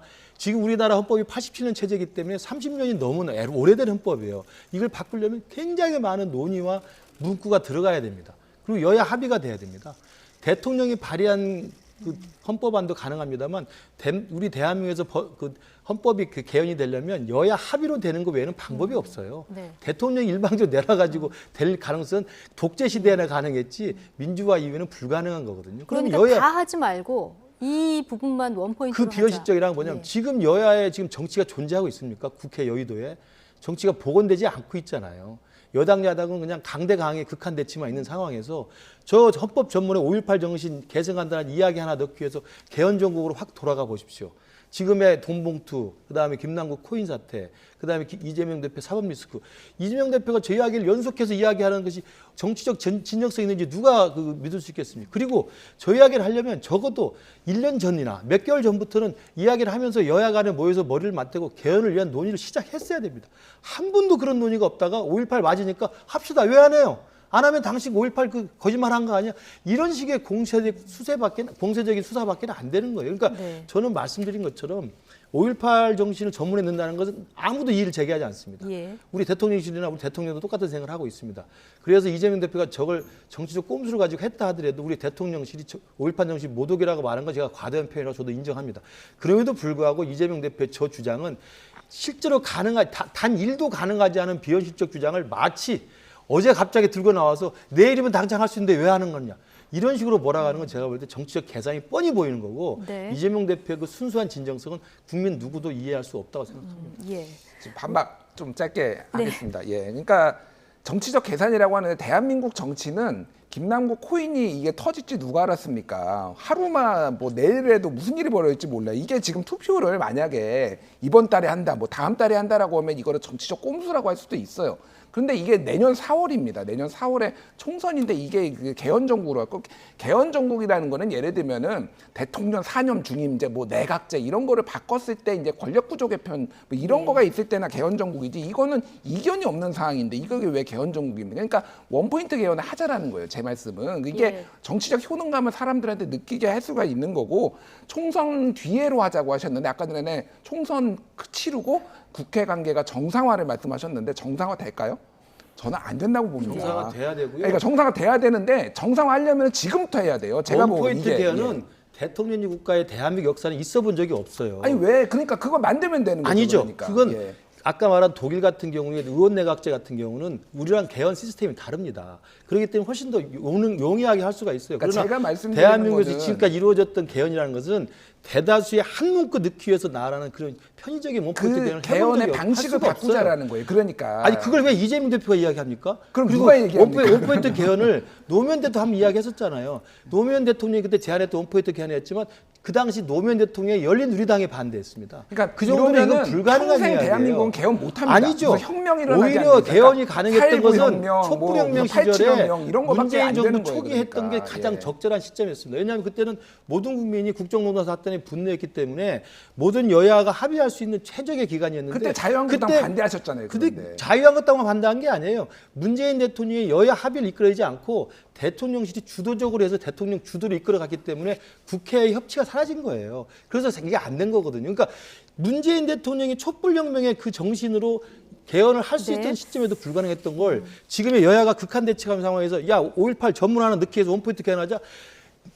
교과서적으로 맞는 이야기지만 불가능한 이야기를 꺼내가지고 정치 공세를 하는 겁니다. 자, 원포인트 개헌으로 개헌을 물꼬를 한번 해보자 이런 의견을 불가능하지 주셨고 않았으면 왜 안 현재 했겠습니까? 구도로는 불가능하다 이런 주장을 계속 해주셨는데 앞으로 국회에서 어떻게 논의될지 좀 지켜보도록 하고요. 오늘 이런 일도 있었는데요. 국가보훈처가 5.18 광주 민주화운동 SNS 캠페인을 벌이면서 쓴 사진이 한 장 있는데요. 이게 계엄군이 쪽에서 이제 사진이 크게 나온 계엄군이 주인공인 사진이다 이런 비판이 야당에서 나왔어요. 그래서 보훈처가 이 사진을 삭제를 했는데 알고 봤더니 이게 또 5.18 단체에서 제공한 사진이었더라고요. 그러니까 뭐 정확하게는 제공이라기보다는 5.18 단체의 데이터베이스에 있는 사진 중에서 이제 뭐 국가보훈처에서 취사 선택해서 쓴 거죠. 이거를 쓰십시오라고 준 건 아니니까 이제 제공이라고 하기에는 조금 이제 애매한 측면이 있고. 저게 이제 또 뭐 거기에 올라와 있던 사진 중에 쓴 거죠. 그렇죠. 예. 거기에 이제 그 문재인 정부 때도 이거를 이제 썼다 이런 뭐 얘기도 나왔습니다. 그래서 저는 뭐 이 부분에 있어서는 조금 뭐 민감하게 받아들이시는 분도 있지만은 뭐 이를테면은 이런 거죠. 시각이라는 게 집회를 하는 사람이 이제 바라보는 시각도 있을 수 있고 그거를 반대해서 그 집회를 하는 사람을 바라보는 시각도 있을 수 있을 것 같아요. 이거를 가지고 뭔가 너무 거대한 뭐 의도를 가지고 폄훼를 하려고 했다라고 보는 거는 좀 과도한 해석인데 그만큼 아직도 이 뭐 윤석열 정부의 5.18에 대한 어떤 이런 사과나 이런 뭐 이런 것에 대해서 조금 진정성을 좀 못 믿는 분들이 많은 거를 반영한 게 아닌가. 그래서 그런 거를 부식시키기 위해 빨리 원포인트 개헌을 받으시고 하시면은 딱 되지 않을까. 헌법 전문에 5.18 장실 하나 넣는 걸 가지고 원포인트 개헌하는 나라가 어디 있습니까? 그러려면 문재인 대통령이 2018년 19년 집권했을 때 가장 좋았던 시절에 그럼 그때 원포인트 개헌 해보시지 그랬어요? 그러니까 그렇게 되는 게 아니에요. 크게 하려고 하다가 안 됐으니까 원포인트 개헌이라도 지금까지 대한민국 거죠. 헌법 생긴 이래로 원포인트 개헌을 할 수 없었던 이유를 생각해 보시고 1차 개헌부터 지금까지 이루어진 굵직굵직한 개헌들은요. 전부 정치적인 변동식이야. 여야 합의로 한 거 외에는 불가능한 겁니다. 그거 아니면 독재 정권이 그냥 일방적으로 밀어붙인 거 외에는 방법이 대한민국에 없어요. 혁명이 일어나기 전에는 안 된다는 말씀이네요. 지금. 그래서 촛불혁명 직후가 가장 적절한 시점이었습니다. 그러니까 그거 놓친다 하면 지금 힘들어지는 거예요. 안정적으로 가면 안 될까요? 대한민국은 항상 혁명이 일어나요. 아니 헌법 전문에 넣는 걸 원포인트 개헌 하는 것보다 오늘 대통령이 공식 기념사로 5.18 정신은 자유민주주의 헌법정신 그 자체입니다. 라고 말한 거하고 여야가 지금 정치가 실종된 상황에서 길을 쓰고 어떻게 해서 개헌해서 원포인트 개헌해서 그 이름 하나 넣는 거 무슨 차이가 있습니까? 거기에 그 공을 들이는 것이 이재명 대표의 무슨 의도가 있는지 뻔히 아는 거 아닙니까? 역시 개헌은 블랙홀인 것 같습니다. 지금 저희가 사진 한 장으로 걸고 다음 주제로 넘어가려고 했는데 다시 개헌으로 돌아왔는데 자 민주당 얘기로 좀 넘어가겠습니다. 자, 오늘 5.18 기념식에 민주당 의원들 뭐 대거 다 광주로 갔는데요. 이분은 안 가셨죠. 김남국 의원인데요. 김남국 의원 그런데 목격담이 나왔어요. 예, 뭐 가평에 있는 뭐 어디 휴게소인가요? 어디 여기에서 발견됐다라고 뭐 보수 쪽에 계신 뭐 분이 이제 제보를 배승희 변호사 저분이 이제 제보를 한 것 같습니다. 그래서 복장으로 봤을 때 뭐 편하게 어디를 뭐 놀러 가는지는 모르겠으나 이제 개인적인 일로 가는 것 같고. 제가 보기에는 당분간 잠적 좀 하려고 가는 것 같아요. 제가 알기로는 당에서도 언론 인터뷰 좀 당분간 하지 마라. 하기만 하면은 거짓말 논란에 조금 이런저런 논란이 생기니까 오히려 조금 안 보이는 게 낫겠다라고 해서 방향으로 봤을 때는 가평이면은 강원도 쪽에 어디에 좀 잠적을 하려고 좀 쉬러 간 게 아닌가. 저도 뭐 지금 뭐 나서가지고 뭘 하는 것보다 어차피 검찰 수사가 있으면 이제 소환이 곧 될 거기 때문에 차라리 좀 준비를 본인이 어떻게 해명을 하고 답변할 것인지 좀 차분하게 준비하는 게 낫겠다 이런 생각도 듭니다. 예. 자, 민주당 내 진상조사단 별다른 성과 없이 지금 사실상 활동을 중단했습니다. 당 진상조사단 소속 이용우 의원은 당 차원의 조사에 한계가 있었다는 점을 밝혔는데요. 자, 발언 듣고 오시겠습니다. 조사를 하기 위해서는 김남국 의원의 협조가 필요한 상황인데 압수수색에 의해서 김남국 의원의 협조를 받기는 힘든 상황이라고 봅니다. 시중에서 여러 전문가들이 분석했던 클립이라고 하는 그 계정이 김남국 의원 본인의 것이라는 걸 본인 스스로 확인을 해주었습니다. 그렇기 때문에 거기서 분석된 내용들이 아주 터무니없다 이렇게 주장하기는 힘들 거라고 생각합니다. 네. 전문가들이 분석한 내용이 아주 터무니없다고 주장하기는 힘들다고 생각한다. 이렇게 얘기를 했는데요. 당 차원에서 이 문제가 좀 간단치는 않구나 이렇게 생각한 것 같아요. 그렇죠. 이용우 의원이 이제 그 진상조사단의 일원이기도 하고 그다음에 민주당 내 경제 분석 전문가입니다. 그렇기 때문에 아마 이용우 의원 스스로 봤을 때도 김남국 의원에게 제기되는 여러 가지 지금 이 코인 거래와 관련된 의혹들이 있지 않습니까? 그 부분이 되게 이제 코인 전문가들이 다 분석해서 내놓는 의혹들이잖아요. 그 자금의 흐름이라든지 아니면 투자의 방식이라든지 그다음에 내부자 정보의 어떤 의혹이라든지 아니면 이해 충돌의 의혹이라든지 이런 모든 의혹들에 대해서 계속 지금 연일 언론에서 새로운 단독 보도가 나오고 있습니다만 같은 당의 경제 전문가이고 진상조사단 일원 중에 하나였던 이용우 의원이 그 부분이 완전 터무니없는 거라고 볼 수 없다는 이야기는 민주당 내에서 상당한 부분의 의혹에 대해서 동의한다는 걸로 해석을 해야 되는 것 같고요. 저는 김남국 의원이 오늘 가평유교에서 저게 편한 오참으로 보인 것은 국민들에게 저는 굉장히 큰 배신감을 주고 있다고 생각을 합니다. 뭐 물론 그렇다고 어디 숨어서 뭐 지낼 필요는 없다고 볼 수 있지만 지금 상황에서 지난번 탈당할 때 SNS 상에서 당원과 당에 죄송하다는 이야기 말고는 국민들에게 진심으로 사과한 적이 저는 없는 걸로 알고 있습니다. 그 상임위 시간 내에서도 코인 거래했다는 보도에 대해서는 유튜브에 나가가지고 그 부분은 사과하는데 제가 그때 거래한 내용은 몇천 원 정도밖에 안 됩니다. 이런 사과가 사실 사과는 진정 아니라고 좀 보고요. 그래서 저는 지금 사법적인 수사나 사법 처리의 과정에 들어가기 전이라 하더라도 김남국 의원은 지금이라도 책임감 있게 정면으로 기자회견을 열고 기자 간담회를 열어서 기자들 인터뷰에 응하고 솔직하게 해명을 하고 밝힐 건 밝히고 또 하나 국민들에게 이따 사법 처리 이전이라도 국회의원이라는 공직자로서 품위 유지 위반이나 성실 의무 위반이나 또 국민들의 어떤 지금까지의 김남국 의원에 대한 이미지와 전혀 다른 새로운 어떤 이미지에 대해서 새로운 얼굴에 대해서 사과하는 모습을 저는 봤으면 좋겠다 생각이 들고요. 지금 이렇게 강원도로 편하게 갈 수 있는 상황은 저는 아니라고 생각을 합니다. 네.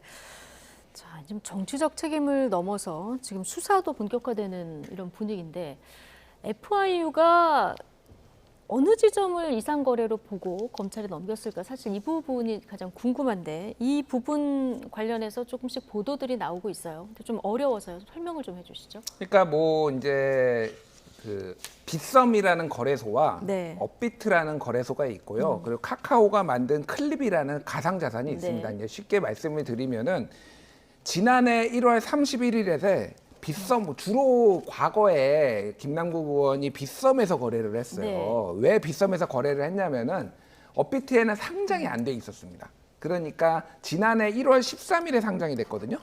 그러니까 그 전에는 빗썸에서 주로 이 위믹스를 거래를 했는데 이거를 60만 개 정도를 이제 업비트로 옮겨요. 그래서 왜 옮겼느냐? 처음에는 이 사람들이 추정하기로는 업비트가 국내 거래소의 거래 물량의 80%를 차지하기 때문에 여기에서 나오는 거래를 좀 더 활발하기 위해서 옮겼다라고 했는데 오늘 뉴스원이 이제 단독 기사를 보냈는데 이게 이유가 있었던 것이 이 트래블룰이라고 3월 25일에 이 실명화 가상화 자산 이제 실명화가 있었잖아요. 근데 어차피 김남국 의원은 본인은 실명이었다. 그렇기 때문에 이것 때문에 모른 내가 조치를 취할 게 아니었다라고 했는데 당시에 무슨 조치가 있었냐면은 이 업비트 아니 빗썸에서 이 개인 지갑 아까 얘기했던 클립이라고 만든 그 카카오가 만든 개인 지갑으로 옮기는 것을 막아버립니다. 빗썸에서 빗썸에서 막으니까 근데 업비트로 옮긴 거군요. 업비트에서는 클립으로 옮길 수가 있는 거예요. 그러니까 업비트로 한번 옮기고 업비트에서 다시 클립으로 옮긴 거예요. 근데 업비트가 보기에는 갑자기 몇십만 개가 들어왔는데 40억 원어치가 들어왔는데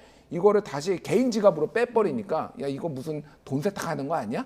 라고 판단을 해가지고 FIU에 신고를 한 건데 네. 그래서 김남국 의원한테 물어본 거예요. 왜 이렇게 40억 이거 출처가 뭐냐 그러니까 비트토렌트로 벌었다라고 했는데 이게 이제 10억밖에 안 되니까 30억이 무슨 돈이냐 그런데 그냥 위믹스로 벌었다라고 사실은 빗썸에서 벌었다라고 얘기를 하면 되는데 그거를 이제 해명이 불충분하니까 더 의심을 받고 그런 겁니다. 그래서 이 10억과 뭐 40억의 차에 뭐 30억이 뭐 비자금이냐 아니냐 이거는 수사를 해봐야 되겠지만 지금 정황은 그렇다기보다는 그냥 이 빗썸에 있었던 40억 원어치 위믹스를 업비트로 40억 원어치 옮기고 클립으로 옮기는 과정에서 이게 너무 돈이 크니까 그리고 우리를 그냥 단순 통로로만 이용했다라는 거 이거에 대해서 이제 의심을 받고 한 거고 중요한 거는 그러면은 왜 클립으로 가상자산을 옮겼느냐라는 거예요. 네. 사실 클립으로 옮긴다라는 의미를 쉽게 설명을 드리면은 이거를 보유한다라는 겁니다. 그러니까 거래소에는 그럼 안 남아 있고요. 빗썸이나 업비트는 안 남아 있고 김남국 개인만 하는 거예요. 그러니까 이거는 제가 추정하기로는 추후에 이게 지금 실명제가 되고 이거를 가상자산을 등록하게 되는 뭐 공직자재산법에 뭐 이런 변동사항이 있을 수가 있잖아요. 그러니까 그거를 피하기 위해서 미래에 일단은 옮겨놓고 이거를 만약에 또 다른 방식으로 뭐 코이드 스토리지라고 해가지고 USB로도 옮길 수가 있거든요. 그런 것까지 감안을 하고 했다 이렇게 봐야 될 것 같아요. 그렇게 추론을 하신다. 여러 가지 뭐 수익이 한 지금 설명해 주셨듯이 10억인데 이체는 40억이 되다 보니까 이 30억 어디로 갔냐 이런 의혹이 나옵니다만은 뭐 수사를 통해서 좀 밝혀져야 될 내용인 것 같고요. 민주당이 이제 뒤늦게 윤리위에 제소를 했습니다만은 비명계 중심으로 지도부를 향한 불만도 계속 나오고 있는데 뭐 국민의힘뿐만 아니라 민주당 내에서도 남국의 강 뭐 이런 말들이 지금 나오기 시작했어요. 그렇죠. 지금 민주당 내 비명계 의원들 입장에서는 조국의 강을 건너는 것도 힘들었는데 지금 남국의 바다에 빠져서 허우적거린다라고 아주 비유를 하고 있는데요. 저도 일단 왜냐하면 조국 사태와 지금 김남국 코인 사태가 왜 연관이 될 수밖에 없냐면 그 조국 퀴즈로 시작한 정치적인 임무를 했던 분이잖아요. 김남국 의원이. 조국 그 수호 집회에서 등장을 했고 조국 전 장관의 사진을 머리맡에 두고 자고 기도했던 분이고 또 조국 장관을 앞서서 이렇게 앞장서 옹호했던 그런 정치적인 계기로 사실은 국회의원 공천을 받아 당선이 된 거기 때문에 그런 측면에서 조국의 강과 남국의 바다라는 이야기를 연관지어 설명을 할 수 있는 것이고요. 또 하나는 저는 우리 두 분이 왜 유사하냐면 조국 전 장관이 보여준 지금 행태, 이른바 내로남불, 그다음에 적반하장, 그리고 강심장과 멘탈 갑으로 버텨내는 이 상황, 이런 것들이 지금 이 김남국 코인 사태 이후에 김남국 지금 의원의 대응도 비슷하게 좀 똑같이 좀 대응하고 있다고 생각합니다. 그래서 아마도 지금 민주당이 김남국 의원의 코인 사태에 대해서 뭐 뒤늦게나마 윤리에 제소했다고 합니다만 윤리 제소도 사실은 기사에 나왔습니다만 당장 할 수 있는 게 별로 없는 거예요. 의무사항으로 돼 있다고 하니까 윤리의 자문위원회 이 자문을 거쳐야 되고 수명 기간이 또 있습니다. 그러면 결국 제명까지 해서 국회 본회의에 가서 의결하려면요. 몇 달이 걸립니다. 이미 그때는 검찰 수사 끝났을지도 몰라요. 체포동의안이 그전에 올지도 모르는 겁니다. 그러니까 윤리에 제소했다고 해서 민주당이 김남국 의원에 대해서 단호한 입장을 표명한 것은 저는 아니라고 봅니다. 그리고 또 하나는 지금 나온 것처럼 진상조사 자체가 중단돼 버렸지 않습니까? 그리고 윤리위원회 가기 전에 민주당이 약속했던 갖고 있는 코인을 매각하도록 권유하겠다. 지금 매각했습니까? 그러니까 민주당은 그대로 그냥 김남국 의원이 탈당할 때까지 내버려두고 탈당한 이후에 나몰라라식으로 지금 징계에 제소한 것으로 끝냈다고 보는 거예요. 그러나 지금 국민들이 볼 때는 김남국 의원의 그런 파렴치한 어떤 이중적 행위나 김남국 의원의 그런 그 코인 거래에 대한 거의 달인 수준의 공직자보다는 오히려 코인 전문가로 활동했던 그런 내용에 대해서 단호하게 징계 처분이나 단호하게 선을 그었는지에 대해서는 여전히 의문을 가질 수밖에 없는 거죠. 그런 면에서 민주당이 이 부분을 끊지 못하면 지난번 2019년의 조국 사태처럼 남국의 바다에서 허우적거린다는 이야기가 지금 일부 비명에서 나오고 있는 거죠. 그런데 강성 지지층에서는 남국 수호 이 목소리가 굉장히 강하게 나오는데 이재명 대표가 그젠가요? 농업 현장 방문했잖아요. 모내기 체험도 하고 그랬는데 여기서 수박을 먹었는데 이 사진이 공개되니까 이게 이제 수박들 처단하라 시그널이다 이런 뭐 주장까지 나왔어요. 이거 어떻게 봐야 됩니까? 과도하다고 봅니다. 물론 이제 최근에 이제 강성 지지자들이 이를테면은 그 청년 정치인들, 이를테면 박성민 전 최고위원이나 이동학 전 최고위원이 김남국 의원에 대해서 강하게 규탄한 거 가지고 지금 문자 엄청 보내고 있다고 합니다. 그리고 대학생 청년위원장 여기에서도 기자회견했는데 이거 가지고도 지금 뭐 징계하라 뭐 이런 얘기들이 있어요. 그런 압박이 있는 상황에서 뭐 요게 공개된 건데 뭐 수박을 주니까 수박을 먹었겠죠. 뭐 참외를 줬는데 그러면 참외 빼고 수박 가져오세요. 뭐 이렇게 하지는 않았을 겁니다. 그래서 뭐 저거를 가지고 과도하게 해석을 할 필요는 없지만은 상황이 상황이니만큼 사람들이 굉장히 민감해하고 있다. 그러니까 민주당의 어떤 개파 갈등, 분열 상을 보여주는 하나의 좀 해프닝 같은 거다 이렇게 봐야 될 것 같아요. 예. 하나의 해프닝으로 그냥 보고 넘어가자. 박찬대 의원이 오늘 라디오 인터뷰 내용도 좀 화제가 됐는데요. 가상화폐에 관련된 16개 부처에 대해서 가상화폐 보유 여부에 대해서 다 전수조사하자 이렇게 얘기를 했더니 한동훈 장관이 이거는 사적 영역이라 거부했다. 라디오 인터뷰에서 오늘 이렇게 얘기를 했어요. 진행자가 한 번 더 물어보니까 좀 한 번 더 체크를 해봐야 되겠다는 얘기를 하긴 했습니다만 근데 한 장관 얘기를 나중에 들어보면은 이것도 아닌 것 같아요. 그렇죠. 그러니까 그 박찬대 의원도 지금 최고위원 아닙니까? 지금 민주당의 지도부인데 공개적인 인터뷰에서 사실 본인도 지금 확신하지 못하는 확인되지 않은 것을 한동훈 장관이 그렇게 한 것처럼 단정지어서 말해버린 거 아니겠습니까? 나중에 법무부에서 입장 그 보도자를 냈습니다만 저렇게 오해할 수 있었던 것이 뭐냐면 법무부에서 그동안의 공직자 윤리 그 지침에 따라서 1년에 2번씩 가상자산 등을 포함한 공직자의 재산 보유 현황들을 다 점검하고 있다라는 것이고요. 점검한 결과 장차관급의 직무 관련성은 하나도 없었던 걸로 확인됐다고 이미 다 공지문을 다 보낸 겁니다. 그 내용에 대해서 참여연대가 문건을 공개하라고 요구했는데 공개할 수 없다고 이야기했는데 그게 아마 문제가 와전돼 가지고 한동훈 장관이 사적 영역이니까 공개를 거부한 것으로 아마 건너해서 그렇게 와전된 것으로 보이는데요. 오늘 법무부 쪽에서 그 보도자료 낸 거에서 설명을 했습니다만 참여연대가 요청해서 법무부가 거부한 건 뭐냐면 그런 가상화폐에 대한 보유 현황에 대한 보고서가 아니고 그런 것들을 안내하는 공문이었던 거예요. 그러니까 잘못 짚은 거죠. 잘못 짚은 것을 가지고 아마도 그게 공개 거부를 했다고 해서 아마 박찬대 의원이 이것은 그럼 한동훈 장관이 이게 공개를 거부한 것으로 보인다라고 아마 단정지어서 말한 것 같은데 그래서 아마 한동훈 장관도 이제는 김의겸 대신에 박찬대 최고위원이 가짜뉴스 발언지가 됐느냐라고 아마 날카롭게 또 함수 둔 것 같습니다. 요거는 짧게 말씀을 좀 드려야 될 것 같아요. 그러니까 참여연대가 지난 8일에 홈페이지에 이렇게 올렸어요. 법무부에 4월 8일에 4월 4일에 직무 관련 공무원의 가상자산 보유 현황 파악 및 신고 요청 이렇게 해가지고 정보 공개를 해달라고 했는데 법무부에서 날아온 게 뭐냐면은 정보공개법 제9조 1항 6호에 따라서 사생활의 비밀 또는 자유를 침해 우려가 크다고 판단해 비공개 결정했다라는 거예요. 그래서 박찬대 의원이 얘기한 거는 한동훈 장관이라는 법무부 장관이라는 거에서 장관자만 빼고 나머지는 개인정보 우려가 있어서 이 현황에 대해서 공개할 수 없다라고 법무부가 한 거는 맞다라는 거예요. 근데 법무부 장관이 이렇게 했다로 이제 국민들이 들으면 들리거든요. 그러니까. 근데 이제 그런 거죠. 한동훈 장관이 직접 말을 안 했지만은 법무부의 입장이 한동훈 장관의 이제 지시로 한 거 아니냐라는 식으로 한 건데 그거는 잘못된 거죠. 제가 보기에는 이제 한동훈 장관이 이렇게 하라라고 뭐 지시를 한 건 아니지만은 법무부의 입장이고 이제 장관의 입장이라고 이제 이해할 수도 있으니까 그렇게 좀 모호하게 잘못 얘기를 한 거는 맞지만은 법무부에서 이거를 완전히 지금 없는 거를 한 거 아니냐. 정보 공개에서 코인 현황 보여달라고 하니까 우리는 1년에 2번씩 하고 있어. 잘하고 있는데 우리는 없어라고 했는데 참여연대가 요구한 거는 그 내역 좀 보여달라는 건데 그거는 비공개. 우리는 안 돼. 왜 개인정보법이 있으니까. 이렇게 한 거는 맞는 거예요. 그러니까. 그렇지만 민주당 박찬대 의원이 얘기한 거는 팩트는 아니잖아요. 그러면 사과를 할 필요성은 없습니까? 저는 뭐 그거에 대해서 유감 표명 정도 할 필요도 있다고 봅니다. 그러니까 장관이 한 건 아니고 이거는 법무부가 한 거지만은 사실상 장관의 지시 없이 된 거냐? 뭐 이런 부분은 정도는 얘기를 할 수 있겠죠. 뭐 유감 표명할 수 있는데 이게 완전히 무슨 가짜 뉴스는 아니라는 겁니다. 그러니까. 알겠습니다. 자.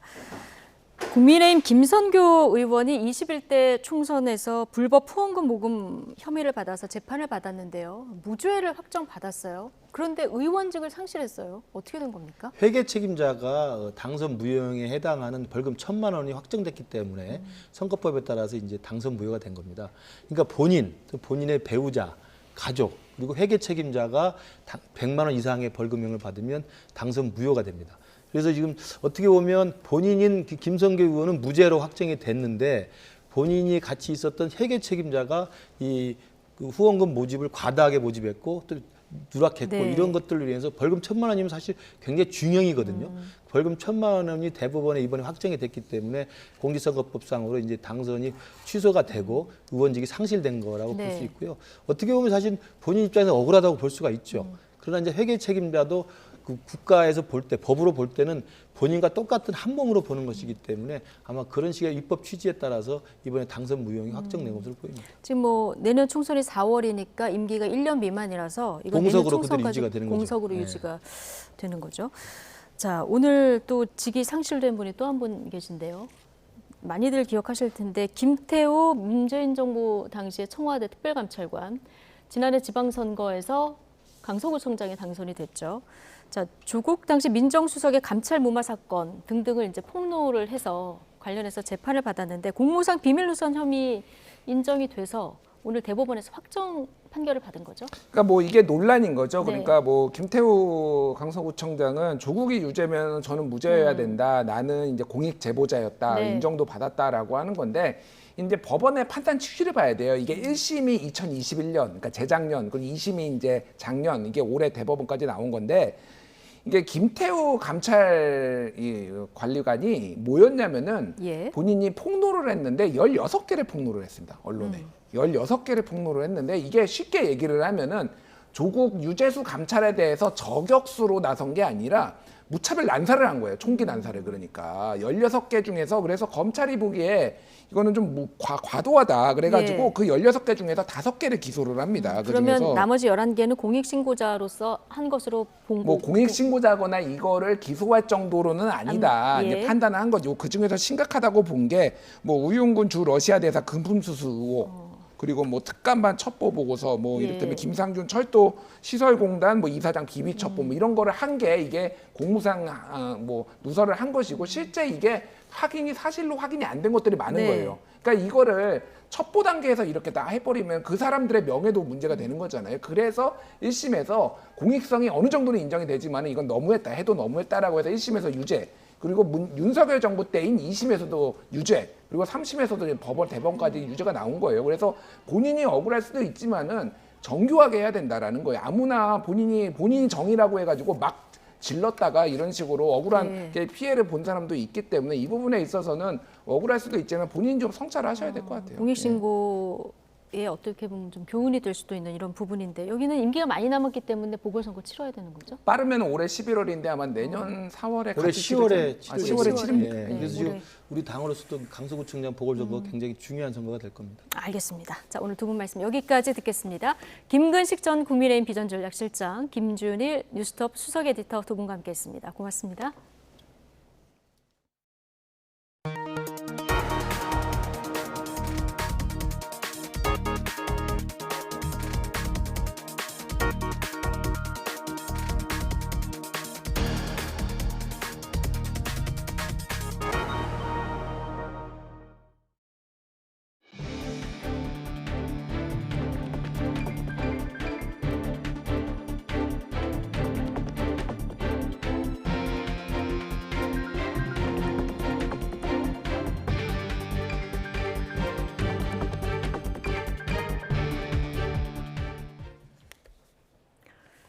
지난해에 이어서 올해도 5.18 기념식에 참석한 윤석열 대통령은 5월 정신이 자유민주주의 헌법 정신이고 우리를 하나로 묶는 구심체라고 말했습니다. 그러면서 이를 위협하는 모든 세력과 도전에 당당히 맞서 싸워야 한다고 강조했습니다. 직접 들어보겠습니다.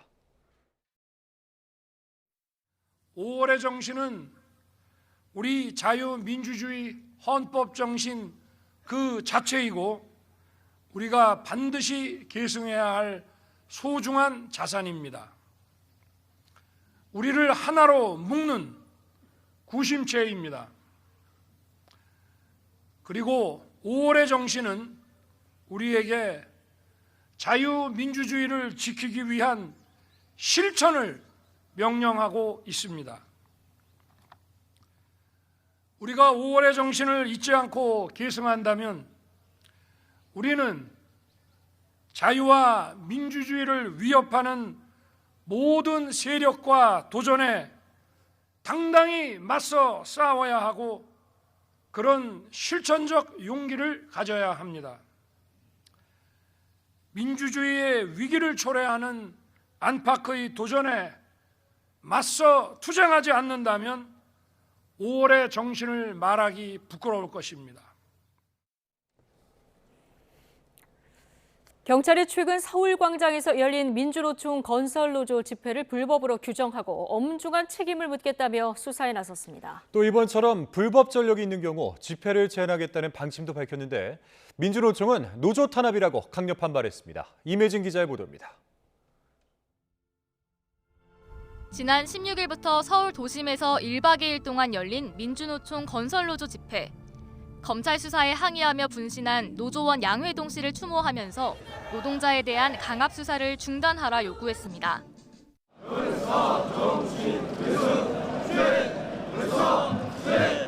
집회가 마무리된 이후 윤희근 경찰청장은 예정에 없던 긴급 기자회견을 자청했습니다. 윤 청장은 이번 건설노조 집회를 시민들의 일상을 심각하게 해친 불법 집회로 규정했습니다. 특히 해산 명령을 거부한 건설노조 위원장 등 5명에 대해 오는 25일까지 소환을 통보하고 수사에 착수했다고 밝혔습니다. 경찰 수사에 적극적으로 임해주기 바라며 출석 불응 시 체포영장을 발부받아 검거에 나서도록 하겠습니다. 경찰은 건설노조의 1박 2일 집회에서 출퇴근길 교통 혼잡과 소음으로 시민들이 불편을 겪었다고 지적했습니다. 밤새 술판을 벌이고 노상방뇨를 했다며 여당에선 엄중한 처벌을 촉구하는 목소리가 이어졌습니다. 필요시 혐오감을 유발하는 야간 길거리 집단 노숙에 대해 규제 방안을 강구하겠습니다.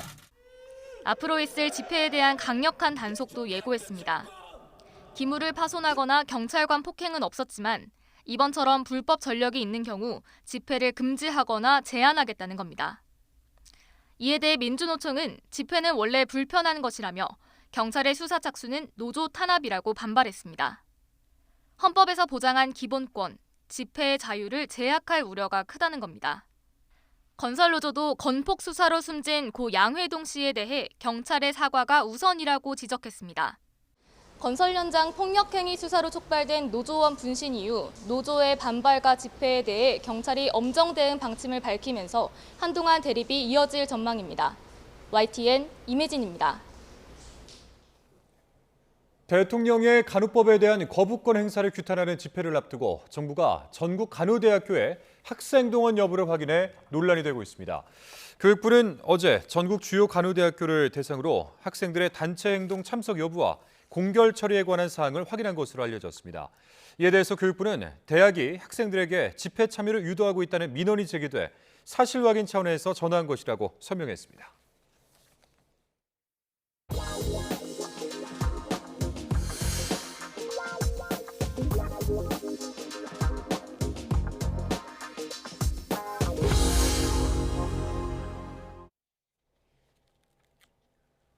윤석열 대통령이 오는 21일 일본 기시다 후미오 총리와 히로시마에서 정상회담을 합니다.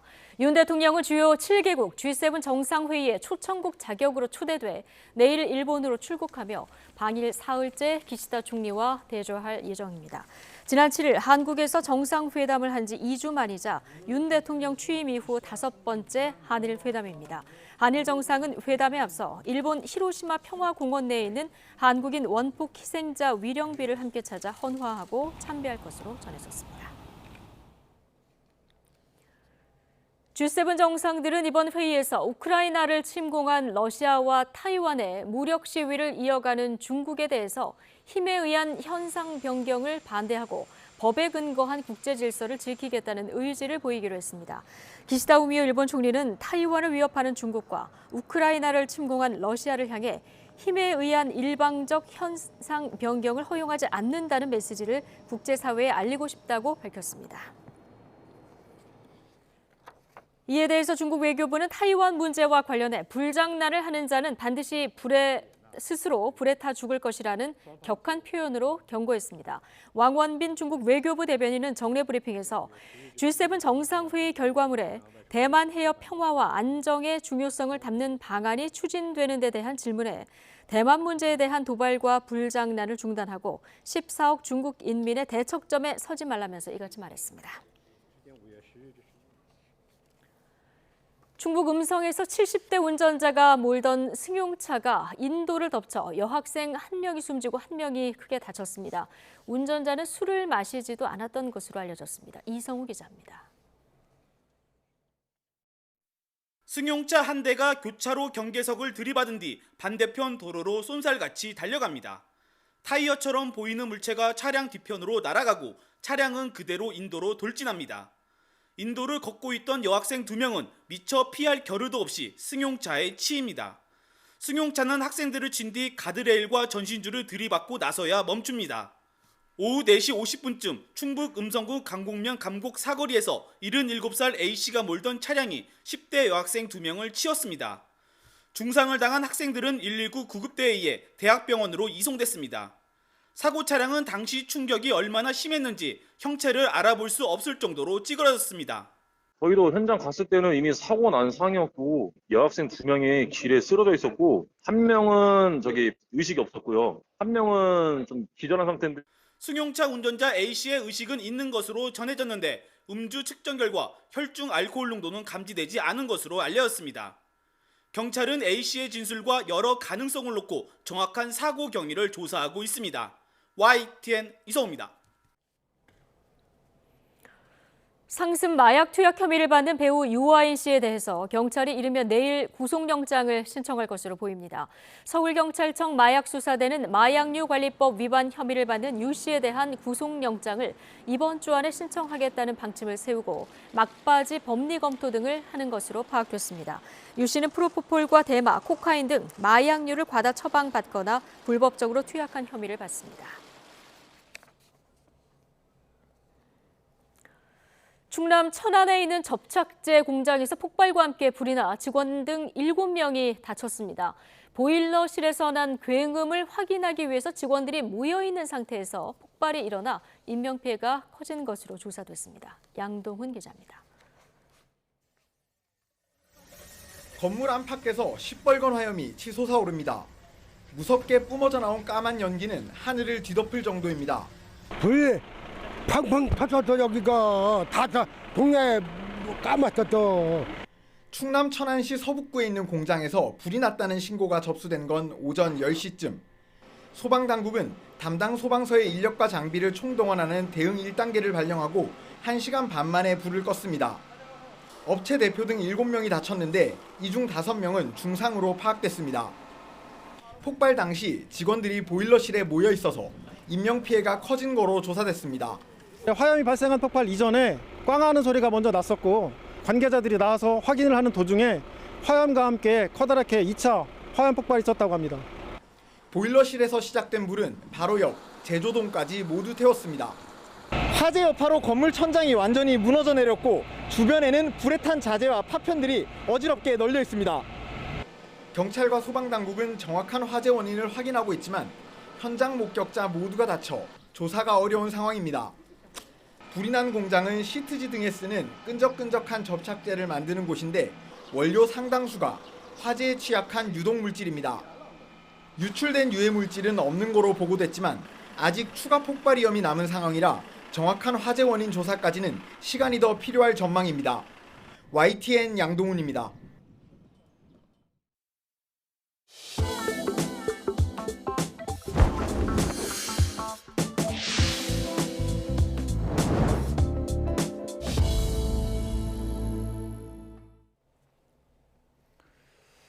실손 의료보험 청구 간소화 제도가 관련 논의 14년 만에 국회 첫 문턱을 넘었습니다. 가입자가 진료 내역이 담긴 서류를 직접 대하는 번거로움이 사라질 가능성이 커졌습니다. 실제 시행까지 남은 절차와 우려되는 점을 이영원 기자가 취재했습니다. 실손 보험금을 받으려면 가입자가 병원에서 진료 내역서를 직접 대 보험사에 내야 합니다. 팩스 등으로 보내거나 사진을 찍어 보험사 앱에 첨부하면 됩니다. 절차가 번거롭다 보니 진료비가 많지 않으면 그냥 두는 경우도 많습니다. 한 해 미청구 보험금만 2~3천억 원으로 추정되는 이유입니다. 병원에 직접 가가지고 이제 그 서류를 떼야 되는데 병원이 조금 멀거나 아니면 너무 바쁘거나 하면 이제 그냥 방문을 포기하고 그냥 소액인 경우에는 실손보험을 이제 포기하는 경우가 좀 있었던 것 같아요. 앞으로는 이런 절차가 생략될 가능성이 커졌습니다. 병원에서 전산을 통해 실손보험금을 청구할 수 있도록 하는 개정안이 국회 정무위 법안심사 소위를 통과한 겁니다. 본회의 통과까지 절차가 남았지만 도입을 위한 첫발은 뗀 셈입니다. 청구가 간소화되다 보면 이런 의료 데이터들이 많이 쌓이고 그러게 되면 이런 비급여라든지 이런 부분들도 어느 병원에서는 과잉 청구라든지 이런 부분들이 눈에 보일 수 있기 때문에 이렇게 비급여 의료행위 제한 여지가 커지는 데다 민감한 환자 정보 유출 위험을 이유로 14년 동안 반대해온 의료계는 여전히 부정적입니다. 심평원이 됐든 아니면 보험개발원이라고 하는 보험사 연합체가 됐든 어떤 중앙집권적인 기관에 모이는 것 자체를 저희가 위험하게 생각을 하는 거고 모이는 건 무슨 의미냐 이게 다 모아서 패턴을 파악한 다음에 이제 그 보험사의 손실률을 조정하는 이익률을 조정하는데 일부 시민단체도 보험사가 환자 정보를 악용할 수 있다며 반대하고 있습니다. 얼마든지 특정을 할 수가 있고 이유도 없이 그냥 뭐 보험 가입을 거절당하거나 차등해서 인상되는 이런 일들이 막 벌어지고 지급이 거절되고 이 같은 우려와 편의성에 대한 기대가 교차하는 가운데 여야는 큰 이견이 없어 개정안 통과 가능성이 커 보입니다. YTN 이영훈입니다. 방탄 성능이 떨어지는 방탄복이 군에 100억 원어치나 납품된 것으로 감사원 감사 결과 드러났습니다. 감사원은 감사 보고서에서 지난해 A 군수업체가 육군에 납품한 방탄복을 표본 조사한 결과 4만 9천여 벌이 성능 미달이었다고 밝혔습니다. 방탄복은 지난해 3월부터 9월까지 제작돼 육군에 납품됐으며 금액으로는 100억 원에 달합니다. 감사원은 해당 업체에 대해 입찰 자격을 제한하고 국방기술진흥연구소 담당 연구원 2명에 대해서 징계 처분하라고 기관에 통보했습니다. 성능이 떨어지는 방탄복이 군에 납품됐다는 감사원 감사 결과에 대해서 품질 보증 업무를 하는 국방기술진흥연구소가 공인시험기관에 시험을 의뢰해 합격한 제품만 납품했다고 해명했습니다. 국기원은 계약서상 정해진 기준과 시험 절차에 따라 국내와 미국 공인시험기관 2곳에 시험을 의뢰해 모두 합격한 제품만 납품했다고 밝혔습니다. 방위사업청은 국기원 등 기관의 의견 조회를 거쳐 필요하면 관련 위원회 심의를 통해 적절히 처리할 예정이라고 설명했습니다. 네, 본격적인 여름 휴가철을 앞두고 공항은 다시 여행객들로 북적이기 시작했습니다. 최근 1년 사이 국제선 운항 횟수는 7배 이상으로 늘었는데 오는 9월에는 코로나 이전 수준까지 회복될 수 있을 것으로 보입니다. 윤혜리 기자의 보도입니다. 본격적인 휴가철을 앞둔 평일 오후, 인천공항은 벌써 여행객들로 북적입니다. 코로나로 미뤄왔던 해외여행을 앞둔 사람들의 얼굴에는 설렘이 가득합니다. 3년 만에 지금 코로나 터지고 처음 가는 거라 무척 흥분되고 지인들하고 같이 가니까 좋아요. 처음 도착했을 때 많이 놀랬거든요. 생각보다는 사람들이 좀 많은 것 같아서. 최근 여행 수요가 회복되면서 국제 항공 편수도 빠르게 늘고 있습니다. 지난해 4월 주 400회 수준에 불과했던 국제선 운항 횟수는 최근 1년 사이 주 3,000회까지 642% 늘었습니다. 도심에서 자취를 감췄던 공항버스 운행 편수는 코로나 이전 절반 수준을 회복했습니다. 대거 휴직했던 공항 근로자들도 속속 돌아오고 있습니다.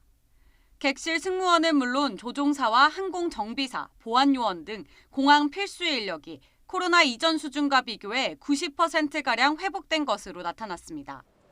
하지만 가까운 일본이나 동남아 등 단거리 노선 위주로 항공편이 늘면서 여행객들이 체감하는 항공권 가격은 여전히 높은 수준입니다. 유류 할증료가 코로나 이전으로 떨어지기 어렵고 미국과 유럽 등 대형 항공사의 장거리 노선 회복률은 아직 80%에 불과하기 때문입니다. 여행객들이 몰리는 여름 휴가철까진 장거리 노선 항공권 가격이 쉽게 내려가진 않을 거란 전망입니다. 정부는 오는 9월까지 국제선 운항 횟수를 코로나 이전의 90% 수준까지 끌어올리겠다는 계획입니다. YTN 윤혜리입니다. 최근 우리 조선업계가 역대 최대 호황을 누리고 있습니다. 경쟁력 확보를 위해서 정부도 전방위 지원에 나섰는데 장기적 관점에서는 긴장을 늦춰서는 안 된다는 지적이 나오고 있습니다. 양일혁 기자입니다.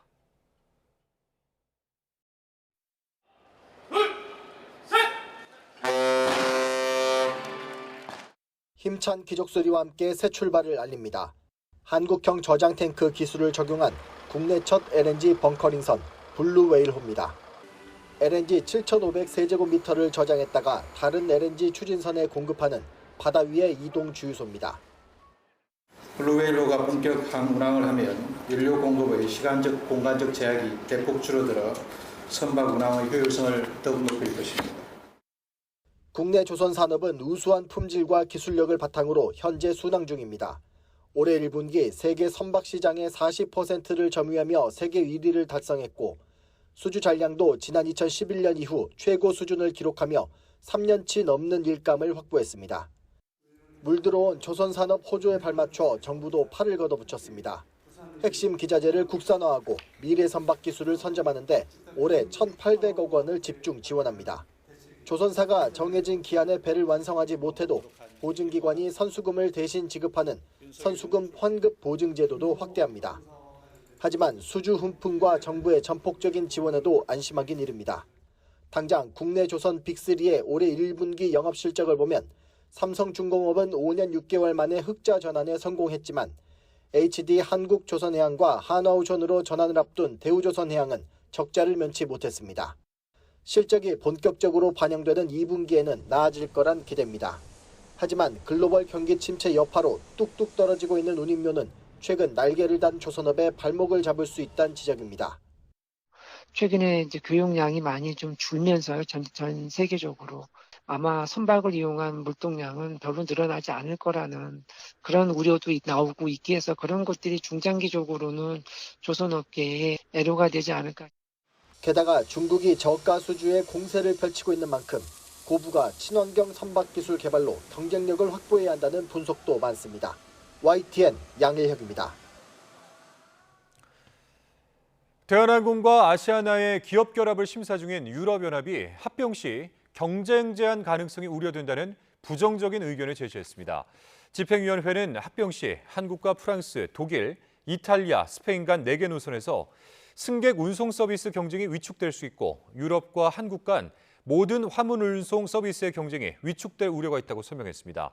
만약 2단계 심사에서 EU 문턱을 넘지 못할 경우 나머지 국가의 승인 여부와 무관하게 대한항공과 아시아나의 합병은 사실상 불가능해집니다. 미국 국무부는 임박한 것으로 보이는 북한의 군사정찰위성 발사와 관련해 유엔 결의 위반이라면서 실제 발사 시 책임을 묻겠다고 밝혔습니다. 북한의 책임을 묻기 위해 사용할 수 있는 많은 도구가 있다고 강조했습니다. 김원배 기자입니다. 미국 국무부는 북한의 군사정찰위성 발사는 유엔 안전보장이사회 결의 위반이라고 지적했습니다. 탄도미사일 기술을 사용하는 북한의 모든 발사에는 위성을 우주로 발사하는 데 사용되는 위성 발사체도 포함된다고 밝혔습니다. 그리고 이는 다수의 유엔 안전보장이사회 결의 위반이라고 말했습니다. Any DPRK launch that uses ballistic missile technology would also include SLVs used to launch a satellite into space, and that would violate multiple UN Security Council resolutions. 미 국무부는 북한이 군사 정찰 위성을 발사할 경우 책임을 묻겠다며 미국은 북한의 책임을 묻기 위해 사용할 수 있는 많은 도구를 보유하고 있다고 강조했습니다. In terms of actions, we of course continue to have a number of tools at our disposal to hold the DPRK accountable. You have seen us take those steps and we will continue to do so. 미 국무부는 미국은 북한이 추가 위협 행동을 자제하고 진지하고 지속적인 외교에 관여할 것을 촉구한다는 점을 분명히 해왔다며 대화에 나서라고 언급했습니다. 또 미국은 한반도 비핵화에 대한 흔들림 없는 의지와 전제 조건 없이 북한과 대화를 추구한다는 점에 대해서도 매우 분명히 해왔다고 덧붙였습니다. 유엔 안보리에서 중국과 러시아의 북한 편들기가 계속되고 있는 상황에서 북한이 실제로 군사 정찰 위성을 발사할 경우 미국이 어떤 조치를 취할 수 있을지 관심을 모으고 있습니다. YTN 김원배입니다. 네, 우리 군 최초의 이지스 구축함 세종대왕함이 남해에서 잠수함 발사 탄도미사일, 즉 SLBM 대응 훈련을 펼쳤습니다. 탄도탄 탐지 추적에서부터 가상의 북한 잠수함 격퇴까지 임성재 기자가 이 현장에 다녀왔습니다. 부산 인근 해상에 전개된 해군 이지스 구축함 세종대왕함. 기지를 이탈한 가상의 북한 잠수함에서 발사된 탄도미사일 SLBM을 탐지합니다. 정보에 의하면 현 시각 SLBM 탑재 잠수함을 포함한 적 잠수함 다수 미식별 중이며 심포 일대 SLBM 발사 징후 포착. 교전 상태로 전환한 세종대왕함은 곧바로 적 잠수함 추적에 나섭니다. 함정 주변으로 해상 초계기 P3가 고도 100m 이하로 날아와 음향 탐지기를 부착한 소노브이 부표를 바다에 던지고 해상 작전 헬기 링스가 투입돼 디핑 소나를 투하해 정확한 잠수함의 위치를 함정에 전달합니다. 적의 어뢰 공격을 피한 군은 반격에 돌입합니다. 하늘과 바다에선 북한 잠수함을 격퇴하기 위한 다량의 미사일 공격이 이어집니다.